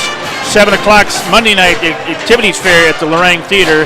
Tuesday night, band solo ensemble over at Augie's. 7 o'clock, one-act show will be at Lorraine Theater. One-act play competition, state competition, is Thursday and Friday out at Rapid City. All-school match with Bishop, 10 o'clock at Augustana at the Yeoman Center on Friday morning And then the boys and girls travel to Rapid City to play Rapid City Stevens on Friday night, 6:30 Mountain Time, 8 o'clock Mountain Time for the boys. We'll be on the air about a little after 5 here. So I tell you what. I got to give a plug to some more O'Gorman athletics going on. My 8th grade AB boys basketball is starting with a game Monday, Tuesday, and Friday next week. So we'll have a game against Yankton on Monday at the Rec Center. So Dan, you'll be there in attendance cheering them on, and then Tuesday and Friday. Hey, Inside O'Gorman brought to you by Bishop O'Gorman Catholic Schools. Our 6 elementary schools, junior high and high schools exemplify gospel values, strong student achievement, and community service. Our schools strive to have excellent where it counts in faith, academics, in our community. The opportunities offered to our students. Visit ognights.org to schedule a tour. And then tonight's halftime show is sponsored by the BB Agency, supporting Knights of Columbus Insurance for South Dakota, Southwest Minnesota, Northeastern Iowa. Life insurance, long-term care insurance, retirement products. Call the BB Agency at 605-882-8689. Knights of Columbus Insurance, strong, dependable, faith-based, protecting your family's financial future. We get ready to start the second half. Knights down by 3, 24-21. Here's Isaac. Pierre will have the possession to open up the second half. They'll start with it. It'll be Edmond to inbound. Didn't mean to holler, folks, but the band's right here, so. Hey, no worries. So inside to Edmond now. Hands it off to Keenholz. Easy fadeaway 2 from Keenholz is good.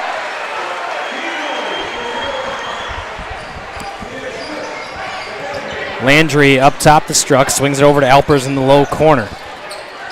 Into the hands of Landry. Comes off the screen from Struck.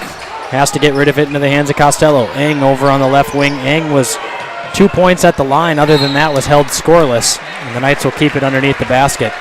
I think that's his first half without any points from the field. Yeah, it's.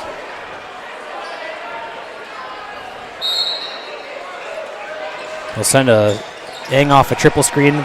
Tough contested 2. He was fouled on the shot.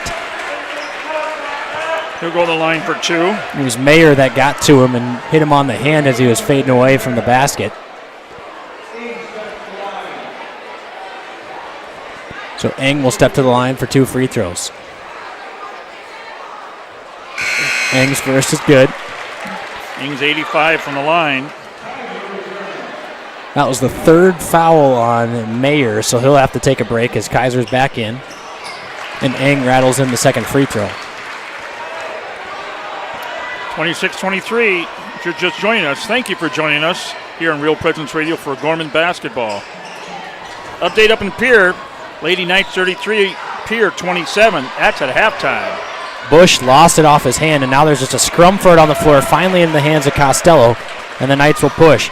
Up to Alpers in transition. What an acrobatic finish by David Alpers! Yeah, baby.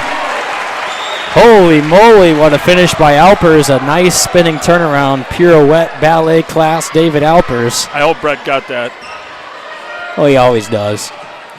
Keenholz up top, swings it over. It's going to be Hansen in the corner. Now drives inside, dishes it off the Bush. Turnaround spin move, off the iron, no good. Rebound goes to Alpers, backs out a defender, and into the hands of Eng. He'll dribble over the left side of the floor, come off of a screen from Costello. Fumbles it once, drives baseline, flips it off the glass. He was fouled. He'll head back to the line, and what a good way for Matt Eng to hope to get back on track as he'll make his second appearance at the line in the opening minute and a half. And chance for the Knights to tie this up. Down by 10 here at first quarter. Something Connor knows and Coach Roby always preaches, miss a couple of shots from the perimeter, drive and get to the basket, get yourself to the line and get yourself back into a rhythm. I've heard that too many times. Okay, Kaiser's out. Connor, I think I was actually running the clock for a freshman game when you were a freshman, and I was not running the clock, I was running the stat book.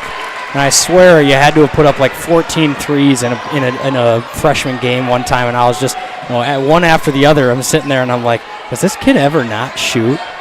I love shooting.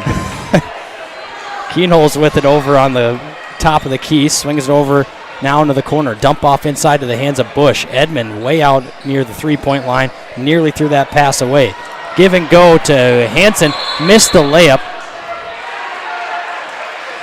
They call it goaltending on Alpers.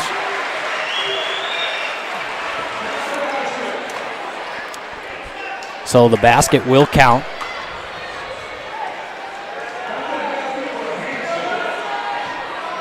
Makes it, is it still only 28?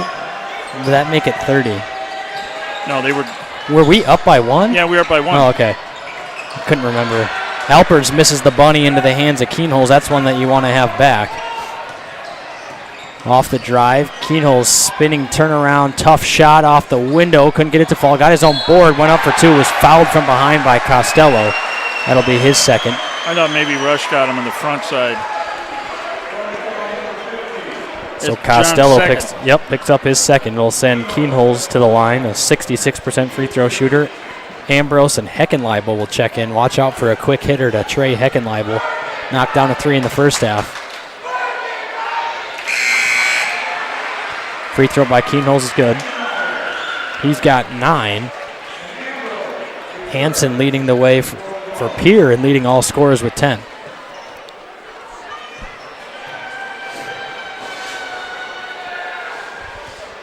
Keenholz, second free throw, back of the iron, no good. Now there's going to be a foul called underneath on Bush. That'll be his third, Isaac.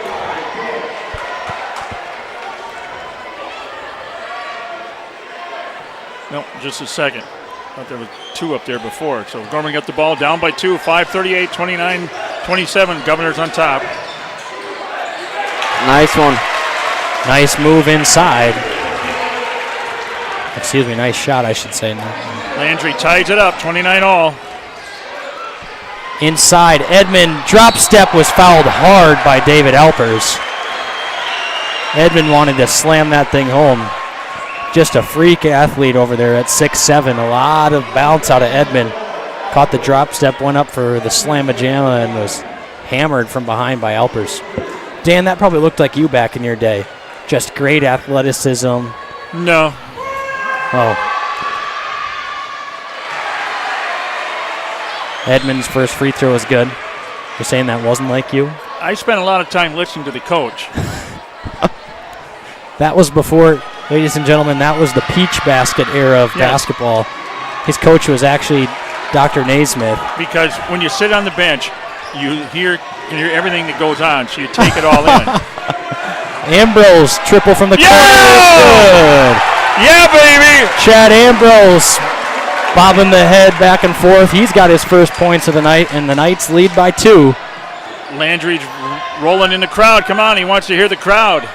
Keenholz comes off of a screen, thought about a triple, now tough step back, nearly traveled, steps inside, flips an in-air and shot off the glass into the hands of Landry. I love when the big boys can shoot outside. Landry up top to Ambrose. Ambrose over now to Eng. Off the dribble, uses a screen from Ambrose. Eng with 20 seconds on the shot clock, dribbles back to half court. Another screen from Ambrose, back to Ambrose. Thought about a triple, drives inside. Nice hesitation off the window. Couldn't get the shot to fall. Nice move by Chad Ambrose. Just couldn't get the shot to fall. 32-30, Knights on top, 4:18 in the third. Timeout from Coach Kusler and the Pierre Governors. It's a 30-second timeout, but we'll take a quick break. Knights on top, 32-30. We'll be back on Real Presence Radio Network. Hello, this is Mark Konzemius, President of the Catholic Community Foundation for Eastern South Dakota. Preparing for the end of life can be overwhelming, even scary. Yet as disciples of Christ, we live in great hope and the reality of God's promise that death is not the end, but a new beginning. The End-of-Life Planning Workbook for Catholics is now available. I encourage you to reach out to one of our Catholic Community Foundation offices or ccfesd.org. May God bless each of us on our journey to heaven. Hey, welcome back here to Gorman. 4:16 left in the third quarter. Knights are coming back on top here, 32-30. If you just joined us at the end of the first quarter, Knights were down by 10. It was 15-5. It's been Pierre the first half. The second half, the Knights come back and kind of putting their crowd back into this game, which they took, Pierre took us out in the first quarter. Absolutely. A big crowd on hand elementary school night here as we had about 200 little kids shooting free throws at halftime to win a Gatorade. As Struck gets a steal. Up to Eng. Tough catch by Eng. Now inside to Costello on the block. Into the corner with Struck. Little give and go action. Try to get it back to Costello. Edmond poked it away. Now Costello drives baseline. Had his shot stuffed. And it's going to go off the hands of Costello and out of bounds. Now, I was going to ask you, remember that when you were like third, fourth grade running out here? You know what's funny, Dan, is when I was that young, I was actually still a Lincoln Patriot. Oh! My dad coached at Lincoln, so I was at all of the Lincoln games. I went swear to like that. all football and basketball games. And then coming around 5th, 6th grade years when I started getting into the O'Gorman ways. But, yeah, I was a Lincoln Patriot all the way up until about 5th, 6th grade. Lincoln's a good school. I had a lot of friends, and their kids went there and go there, so. Hansen, triple, top of the key, front of the iron, no good. Rebound, bounces around into the hands of Struck, over to Huners, and he'll bring it up the right side of the floor. Trey was wide open down here in the corner. Costello with it in the corner. Off the dribble over to Ambrose. Ambrose, stop and pop, triple is good! Oh, baby! Chad Ambrose knocks down a big three, his second of the ball game, and it's 35-30.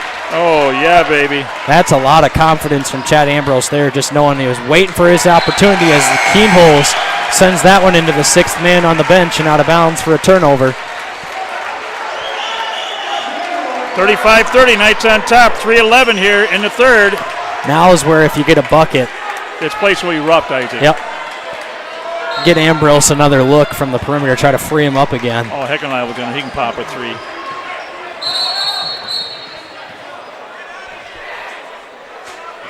Now we got kids running on the court down here.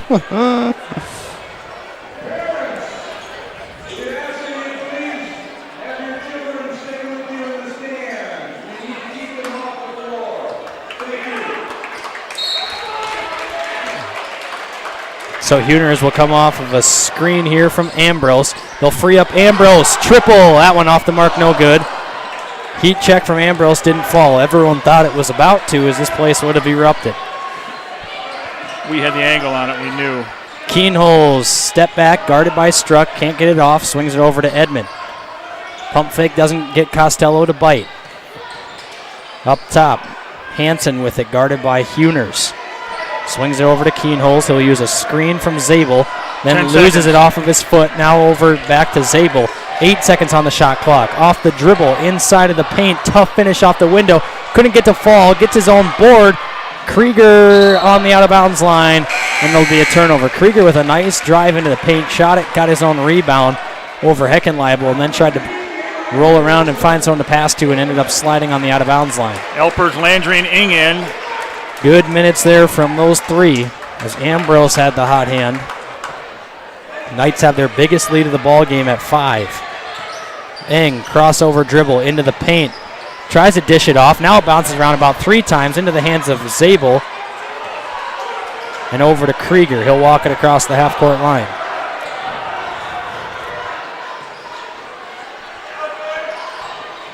Edmond. Spin move on the block, couldn't get it off, and swings it over to Zabel now into the hands of Keenholes. Coming off of a screen, steps into a deep triple, couldn't get it to fall into the hands of David Alpers. And now Struck will walk it across the half-court line. I love the official. Roby whistles, and he just right in his ear. So Struck comes off of a screen with Landry. Now into the hands of Eng. Eng drives into the paint, tried to step back, was fouled by Krieger. Krieger's first foul. 4th team foul here the second half for the Governors. All right, Connor, so what are your Rams going to do this weekend? We're catching the dub. Oh, okay. You know, a big Tom Brady fan myself after all of his years in New England. I was a little bit disappointed that we let Cooper Kupp go right down the center of the field and just, a single man coverage and just let him run right down the seam. I mean, that's your triple crown right there. Couldn't believe they let that happen. Couldn't be happier. That shot no good into the hands of Edmond. Kicks it out. Triple from Mayer is no good.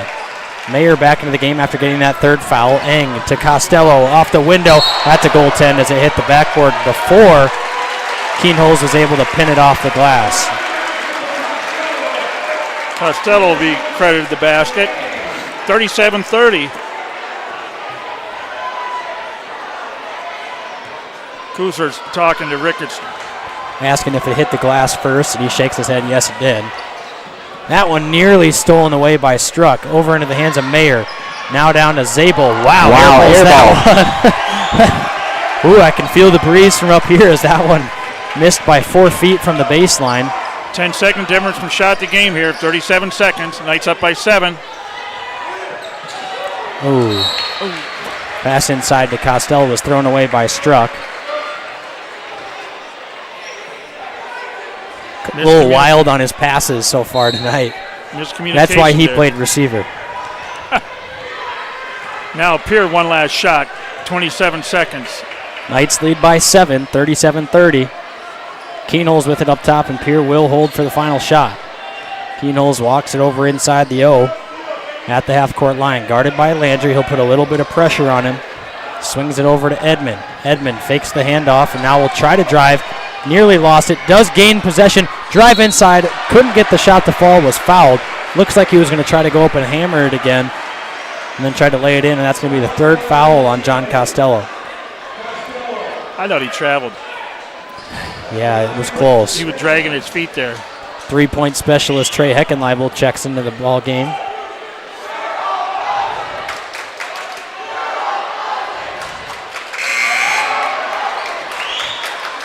He's 47. I don't know what they were just 47% from the line. Misses his first one. Knights will have a shot here with 5.6 seconds.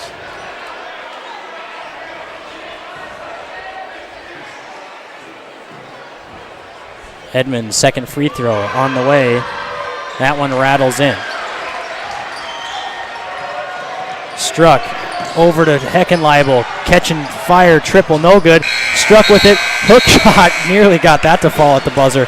And that'll do it for the 3rd quarter. Here from O'Gorman High School, Knights gain the lead 37-31 as we head into the final quarter here on Real Presence Radio Network after the break.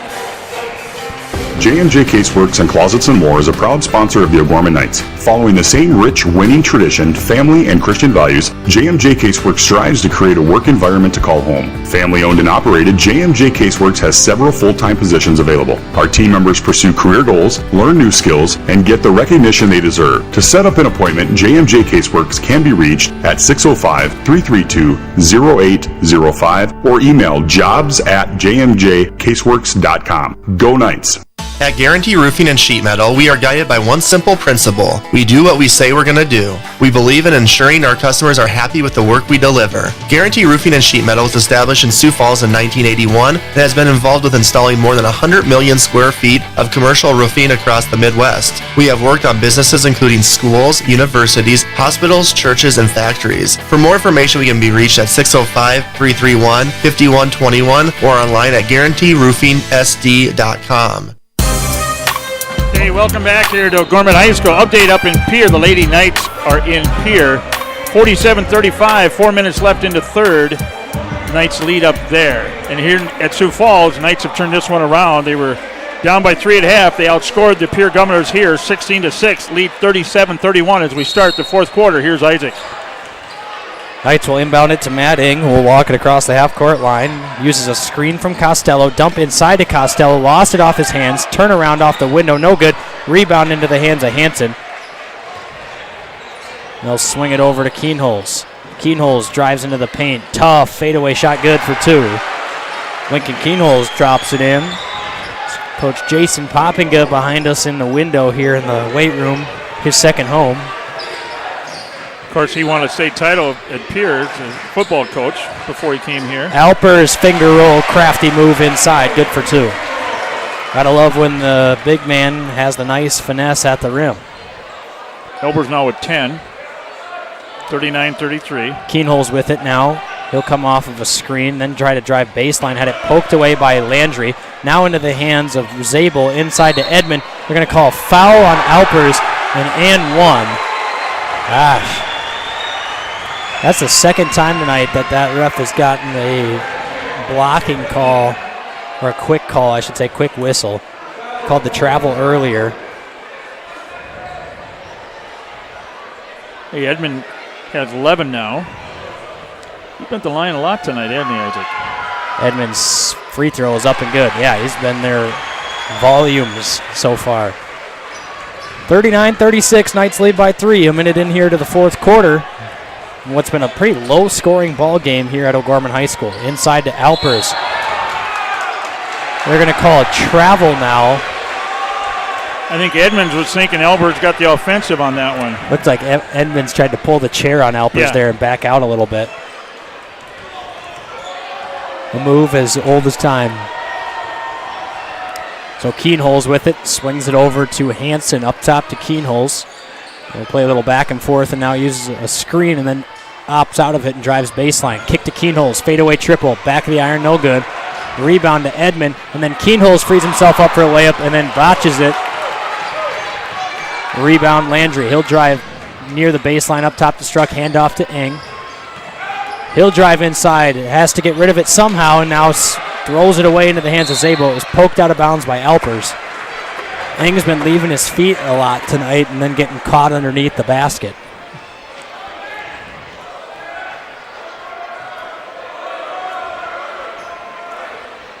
Matt's got all 5 from the free throw line. Hansen with it, guarded by Struck on the left wing into the hands of Keenholz. He'll drive baseline. Throws a pass off the hands of a couple of Knights and into the hands of the Governors. 15 on the shot clock. Hansen comes off of a screen, swings it into the corner with Zabel. Tries to force a pass inside. They're going to call a hold on Landry, who was guarding Keenholz, who tried to wrap around and get a hand on that ball. He did, but they'll call the foul. His first 15 foul here the second half for the Knights. Muirhead's going to come in for Landry. Costello, Muirhead, Alpers, Eng, Struck in for the Knights. Up by 3.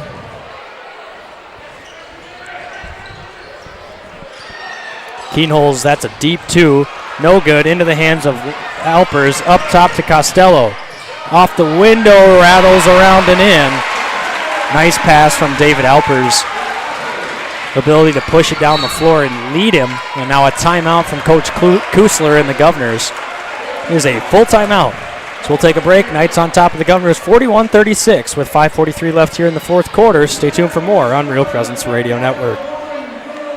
Real Presence Radio will be broadcasting an estimated 42 Sioux Falls O'Gorman girls and boys basketball games from the middle of December 2021 to the middle of March 2022. Tune into the RPR network on 94.5 FM Sioux Falls, 91.3 FM Hartford, online at realpresenceradio.com, on our free mobile app, and on YouTube at Real Presence Radio Sioux Falls. If your business would like to sponsor our O'Gorman basketball broadcast, contact me, Brett Byler, at 605-670-8333.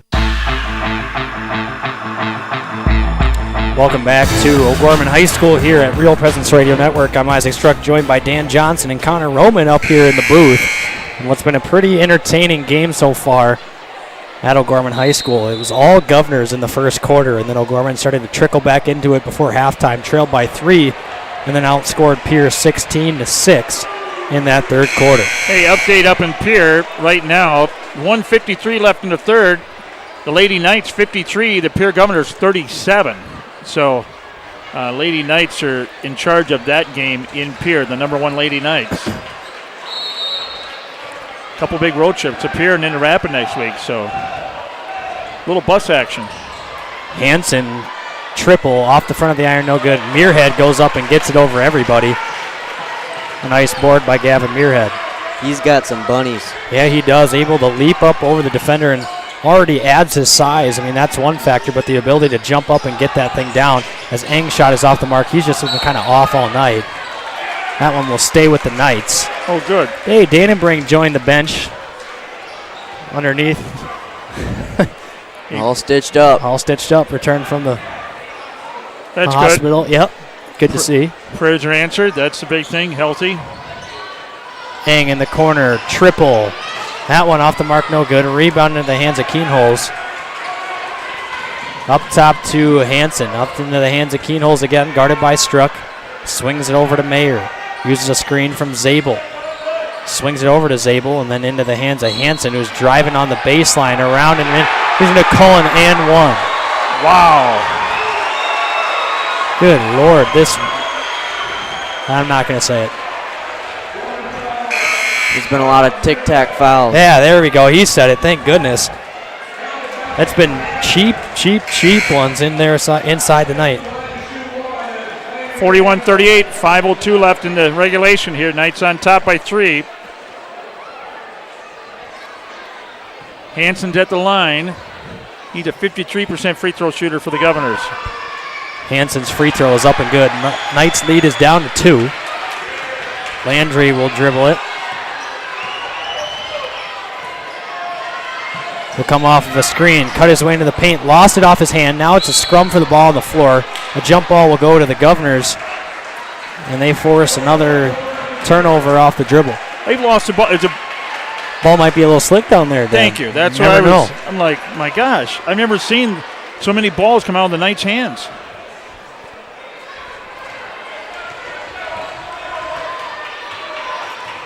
Keenholz over to Edmond at the top of the key.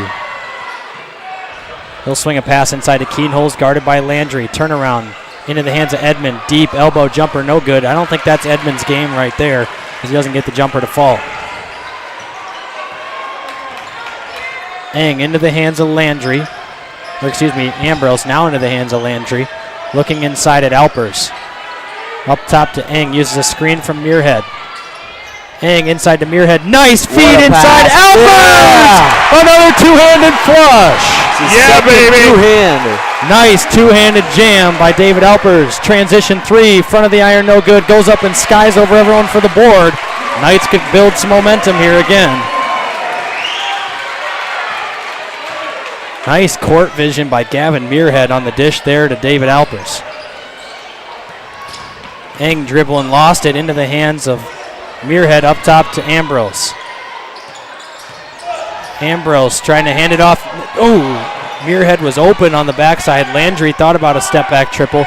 8 on the shot clock. Eng off the dribble, crossover. That's a deep contested triple. Back of the iron, no good. Alpers gets a hand on it into the hands of Ambrose, and the Knights get a second chance here, saving the possession. And Roby's calling the shot. Alpers inside. He got it to goal and 1. David Alpers. Alpers is flying around and out leaping Jackson Edmond right now, and he's playing with some grit. 45-39. Alpers going to make it in 1 here. Costello comes in for Muirhead.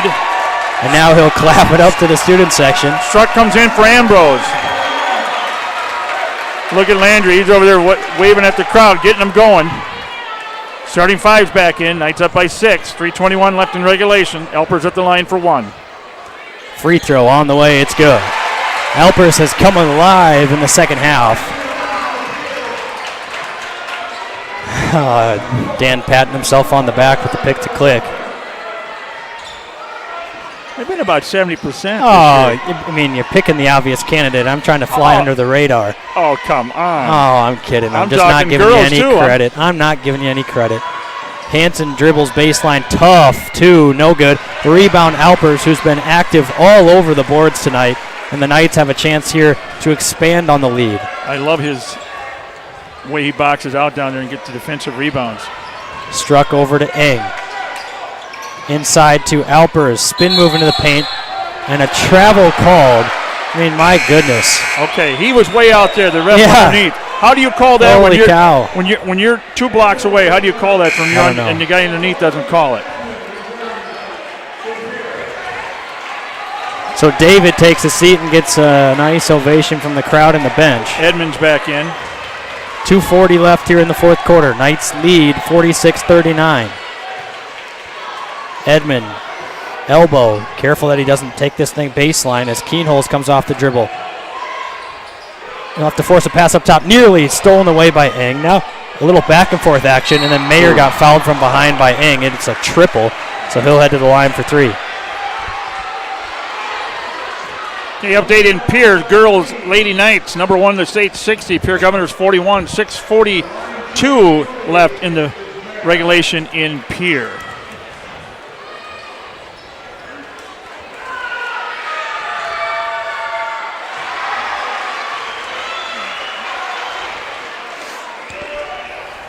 Six-point lead now, 2:21 left.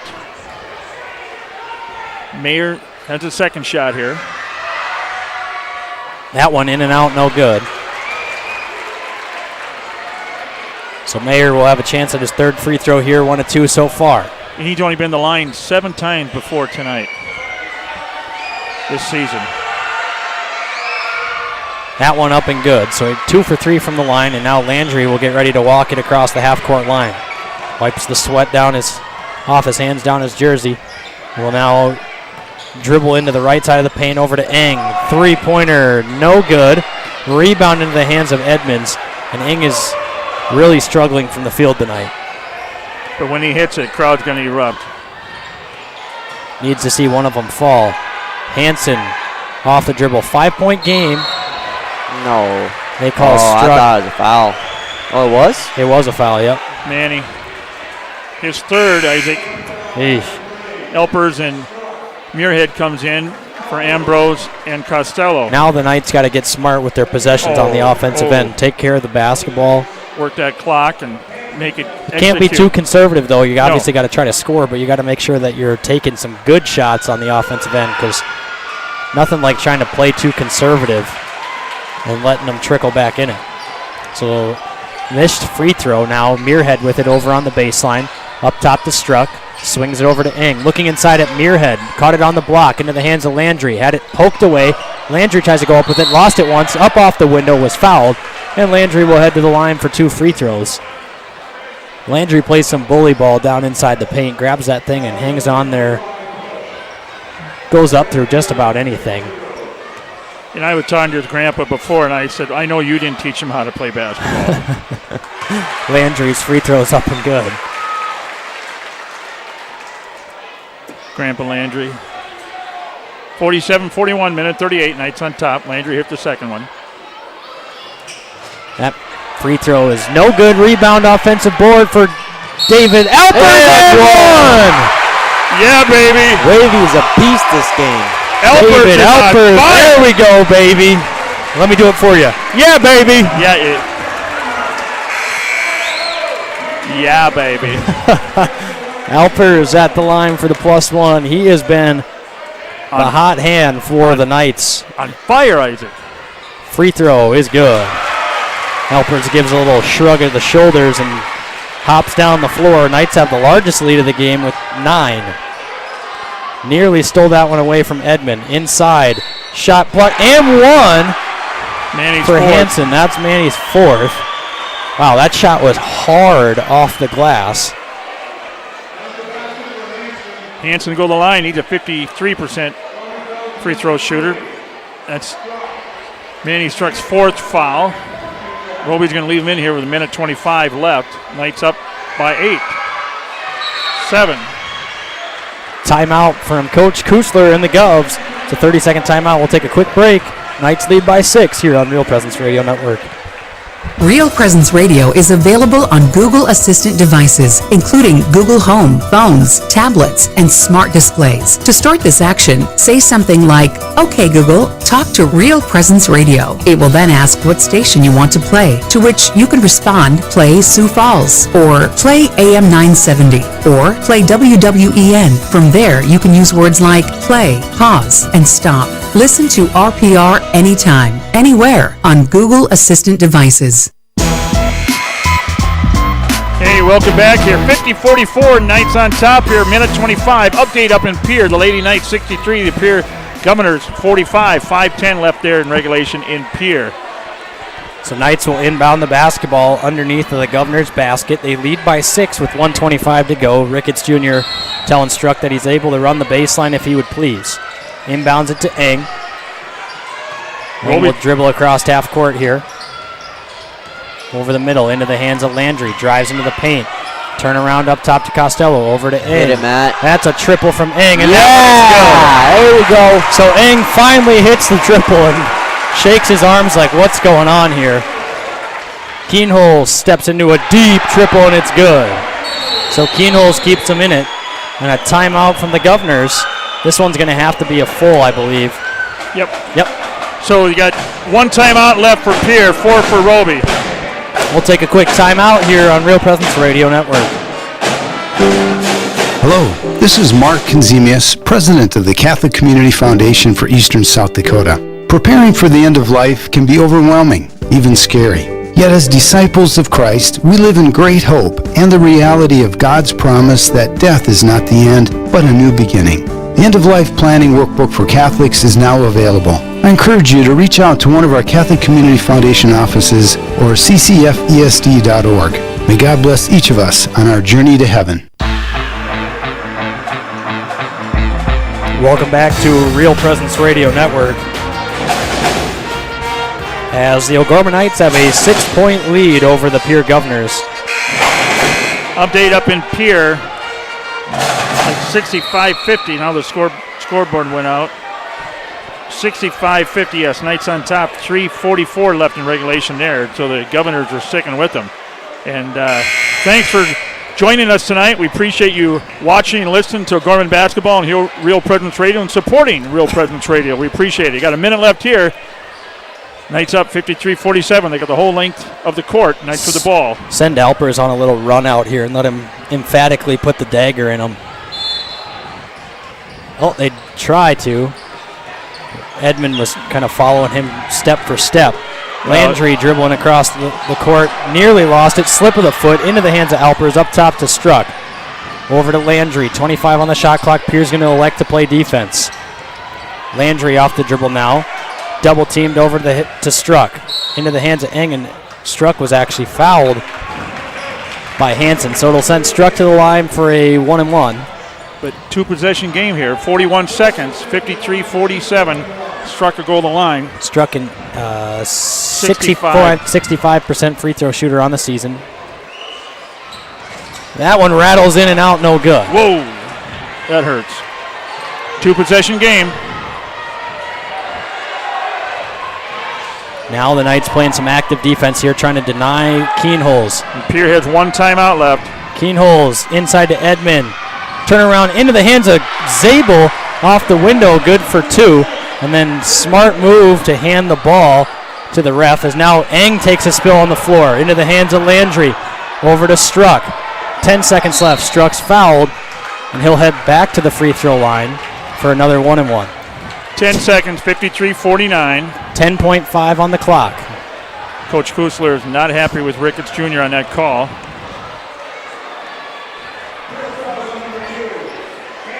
So Struck will step up to the line here.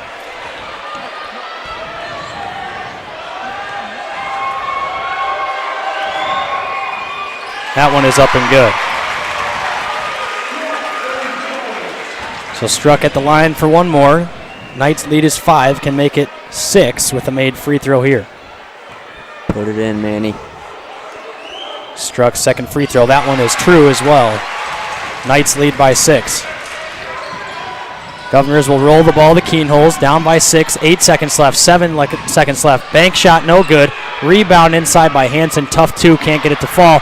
And that will do it here from O'Gorman High School as the O'Gorman Knights use a big second half to defeat the Pierre Governors 55-49, as we will come back after the break with the Knights Locker Room Show here on Real Presence Radio Network. Your family is depending on you to provide financial security for them.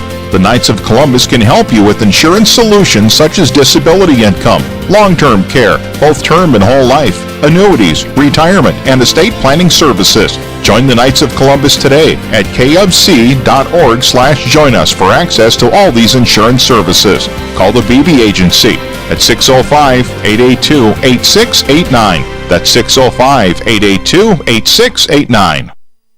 At Guarantee Roofing and Sheet Metal, we are guided by one simple principle. We do what we say we're going to do. We believe in ensuring our customers are happy with the work we deliver. Guarantee Roofing and Sheet Metal was established in Sioux Falls in 1981 and has been involved with installing more than 100 million square feet of commercial roofing across the Midwest. We have worked on businesses including schools, universities, hospitals, churches, and factories. For more information, we can be reached at 605-331-5121 or online at guaranteeroofingsd.com.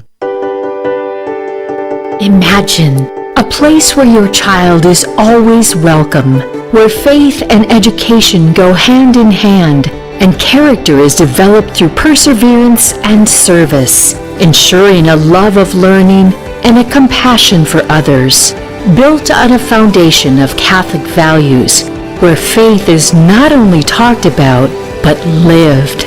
Bishop O'Gorman Catholic Schools, where you belong.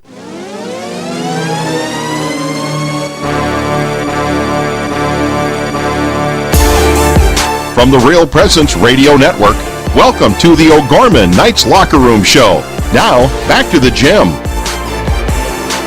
Welcome back to O'Gorman High School. The Knights just picked up a close victory over the Pierre Governors, 55-49 on their home court. It was a rough first quarter for the Knights. They led 4-0 and then went scoreless from the field, I should say. From the remainder of the quarter, they trailed 15-5 at the end of one. Used a pretty good second quarter to get back in it, trailed by 3 at the break.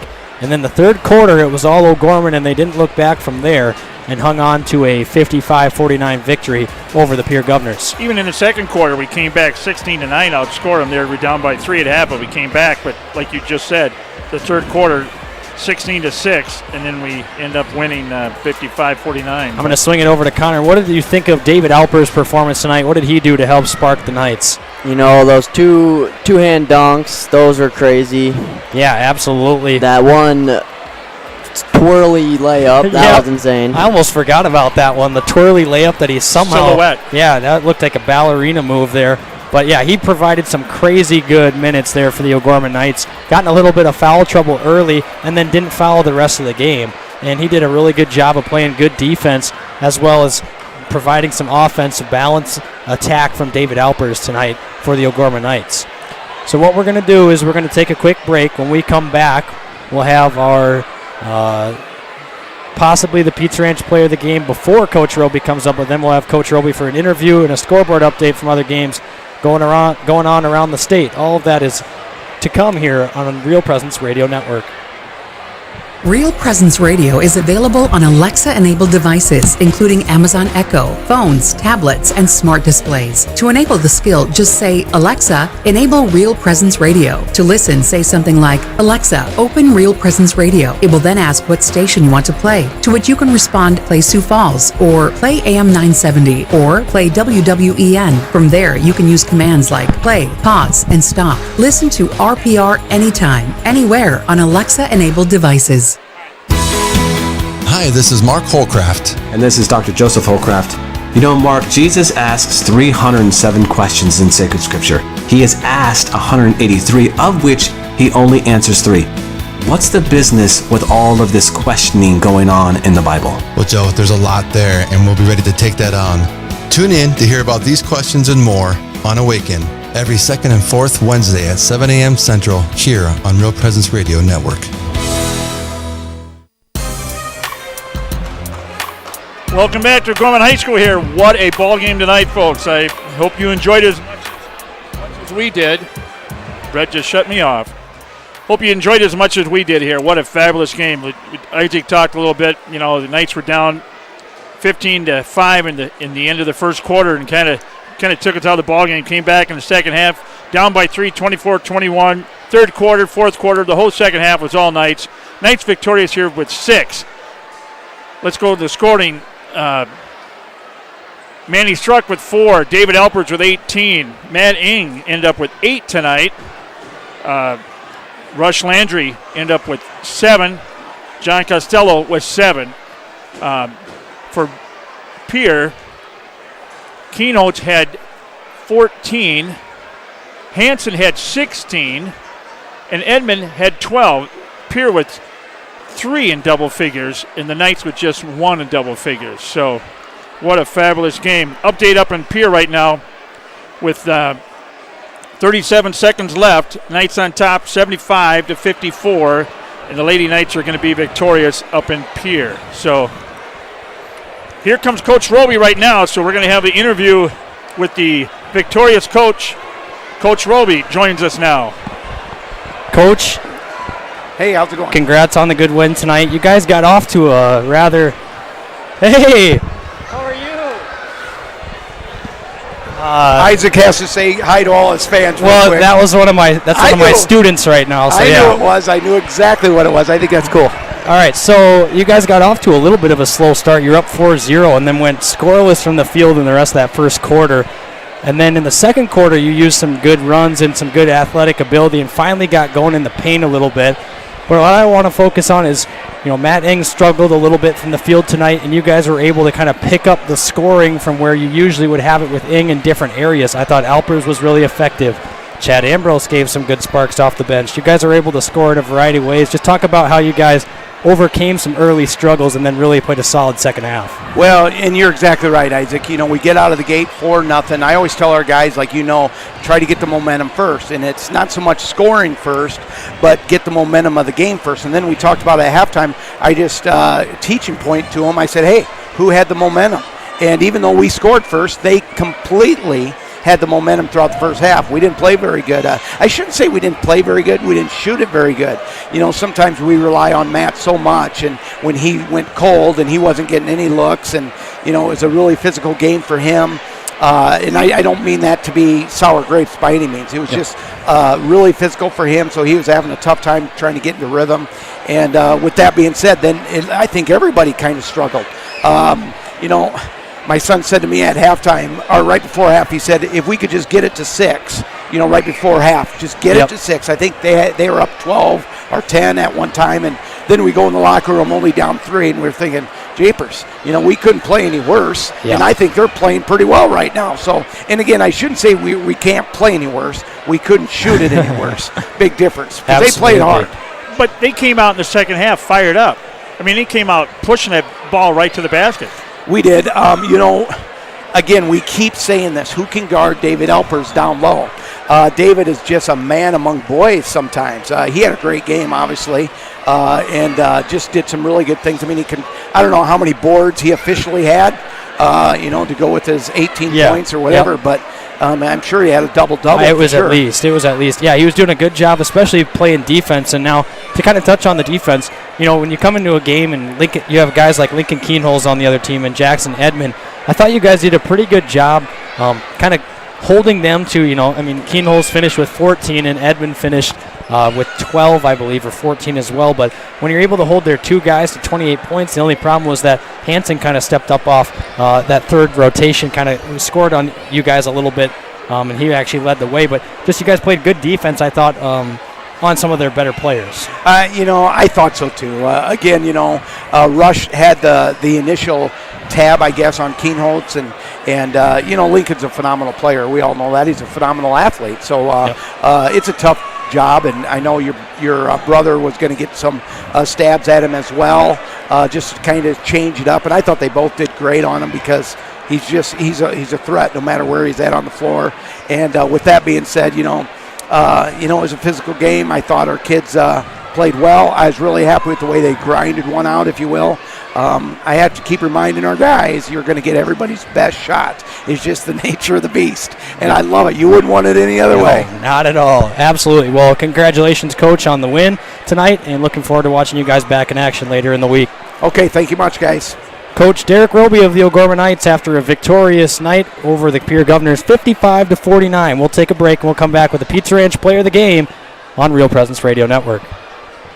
Real Presence Radio is available on Google Assistant devices, including Google Home, phones, tablets, and smart displays. To start this action, say something like, "Okay, Google, talk to Real Presence Radio." It will then ask what station you want to play, to which you can respond, "Play Sioux Falls," or "Play AM 970," or "Play WWEN." From there, you can use words like play, pause, and stop. Listen to RPR anytime, anywhere on Google Assistant devices. Early in his time as the new bishop of the Diocese of Sioux Falls, Bishop Donald DeGrood sensed in prayer the vision that the Lord has for the diocese in our time: lifelong Catholic missionary discipleship through God's love. That is, for each and every Catholic in eastern South Dakota to receive God's love, to be in personal relationship with Jesus Christ, and to share that love with others. Find out more at sfcatholic.org/vision and discover the exciting and beautiful part you have to play in God's plan. Hey, welcome back here to O'Gorman as we get ready to wrap it up here. We thank Coach Roby for coming up and giving us his insight of the game tonight. I tell you what, that's... Well, now, yeah, absolutely. Always love having Coach Roby up here, like Dan just mentioned. Now we'll get to our Pizza Ranch Player of the Game. No question about tonight's Pizza Ranch Player of the Game. David Alpers, the menace, the man amongst boys tonight, had 18 points and I don't know how many boards, but it was a double-double for sure. And he had 2 emphatic slams in 2 crucial points of the ballgame. He had 2 babies. Yeah, baby. Yeah, there was 18 points, and I tell you what, just and every bucket was loud. It was a big-time point in the game. He controlled out there. Absolutely, and when you can pick up the slack a little bit from some of the lack of scoring from other guys on the floor, when you're able to get points in the paint against a guy like Edmond, you're going to be successful in the ball game tonight. So David Alpers, our Pizza Ranch player of the game. Tonight, Sioux Falls O'Gorman Knights player of the game is brought to you by Pizza Ranch and Fun Zone Arcade on 41st Street here in Sioux Falls. Pizza Ranch has a daily buffet and a fun zone for the kids to play. Pizza Ranch can be reached by calling 271-8646, and we thank Pizza Ranch for sponsoring the O'Gorman Knights player of the game. When we come back, we'll have a final wrap-up and scoreboard update from across the state. All that next here on the Knights Locker Room Show on Real Presence Radio Network. Real Presence Radio will be broadcasting an estimated 42 Sioux Falls O'Gorman girls and boys basketball games from the middle of December 2021 to the middle of March 2022. Tune into the RPR network on 94.5 FM Sioux Falls, 91.3 FM Hartford, online at realpresenceradio.com, on our free mobile app, and on YouTube at Real Presence Radio Sioux Falls. If your business would like to sponsor our O'Gorman basketball broadcast, contact me, Brett Byler, at 605-670-8333. Pizza Ranch and Fun Zone Arcade on 41st Street in Sioux Falls offers a daily buffet featuring a variety of pizza choices, salad bar, and chicken. Pizza Ranch has a spacious dining room as well as 8 party rooms that fit different group sizes. Their online menu provides another option for their customers to order from. Pizza Ranch is located across from O'Gorman High School on 41st Street and can be contacted by calling 271-8646. Pizza Ranch is a strong supporter of O'Gorman Knights athletics and activities. Okay, welcome back here. We get you to wrap it up. We're going to go across the state tonight and scores. Let's go with girls first. Final out in Pierre. Lady Knights stay number 1, 75-54 over the Pierre Lady Rigs out there, the Governors. Mitchell over Lincoln, 55-33. Stevens Central, that game is 13-9. Stevens is number 4, and Lady Knights will play them next Friday night. Now, boys, here we go. Huron over Brookings by 2, 55-53. Harrisburg, 73. Marshall, 59. 2 minutes left in the game over at Washington. Roosevelt leads by 15, 55-40. And Watertown and Douglas, 51-33, with a minute left in the third as well. So that's a score update with the scores across the state. As we get ready to wrap it up here, next week, the Lady Knights and the guys, they take a trip and they head out west to Rapid City. They play Stevens on Friday night, February 4th. It'll be a doubleheader at Stevens on Friday night. The girls at 6:30 Mountain Time. Boys game to follow at 8 o'clock. We'll be on the air, a little after 7 Sioux Falls time or so. I will not be making the trip, so apologize to any fans about my lack of being there, but I've got other things to do. I'm coaching a game on Friday night in Sioux Falls, so it'd be a tough way to make the trip after, I'd be getting there at 1 in the morning. And I apologize, I'm going to be out of town. So it'll just be... It'll be solo. It'll be Blue Eyes himself, everybody. Blue Eyes might be able to pick up somebody else. Yeah, here, hand him here we go, we're good. Blue Eyes will be by himself, or if he can find somebody to take our place for the weekend. We apologize, but I have plans with my wife for the weekend, and you're coaching, so it'll be Brett out there. So make sure you join Brett and whoever, or been by himself out there on 94.5 FM Sioux Falls, 91.3 FM Hartford. We'll be video streaming YouTube page, and that's next Friday night about 7 o'clock Standard Time. The Knights take on Stevens on Saturday, and then they take on Central on Saturday afternoon. So, Brett, final thoughts? Well, it's always kind of fun, Dan, to do that rapid trip like you just mentioned.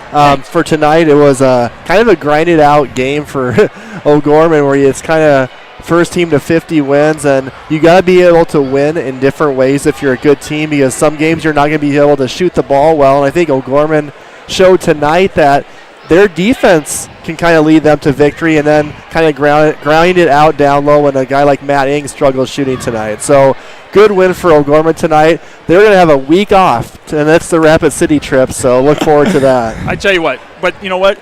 They need a good week of practice. They had a week, but they're going to get another week of practice. Of course. Yeah, it was a good week of practice, and it led to a little bit of a slow start. They had a long time in between games, but they were able to get it going. I thought that Pierre showed the type of team that they are tonight in tonight's game, especially with the way they played in the first half. This is the Pierre team that we kind of expected heading into the season, and they're starting to turn around. Even though they've lost 7 of 8, they played a much better game so far. this evening. I love it. These kids are throwing the balls, Yeah. the little red night balls up here, and we're throwing it back to them. I love this. So, final thoughts, Brett? Great win for O'Gorman. Going to have a nice week of practice, and then look forward to doing calling the games up in Rapid City. Should be a fun time. So, Isaac, final thoughts for tonight. I thought that the Knights played a really good second half, and they were able to compete really well. Yeah, that's right. They want to throw it to me, Dan. They played a good second half, and that's all that you can ask for of a team that, like the O'Gorman Knights, who are playing a good opponent in the Pierre Governors this evening. All right, final thoughts, Dan. I tell you what, this is fun doing this, but I tell you what, that game, I was a little bit nervous. First time, Knights were down in the first quarter and came back, so I have to say they put an excellent performance on the second half. With a week off of practice again, they're going to everybody get healed up and get rested and play a good West River, Stevens, and Central team next week. They're going to be hard-fought games out there for both those. It's never fun playing in Rapid City, is it, Brett? No, not at all, and it'll be a tough game for sure, but looking forward to it for the Knights. So for Isaac Struck, Brett Byler, I'm Dan Johnson. Thank you for tuning in and listening to O'Gorman Basketball, and we appreciate you following O'Gorman on Real Presence Radio. God bless.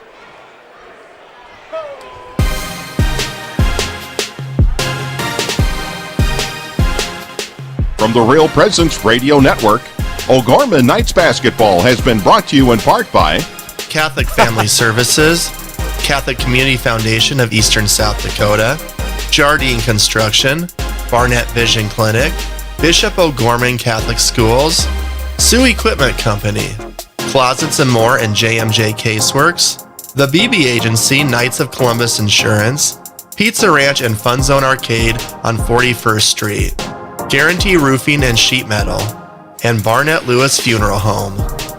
The preceding O'Gorman Knights activity has been a special presentation of the Real Presence Radio Network.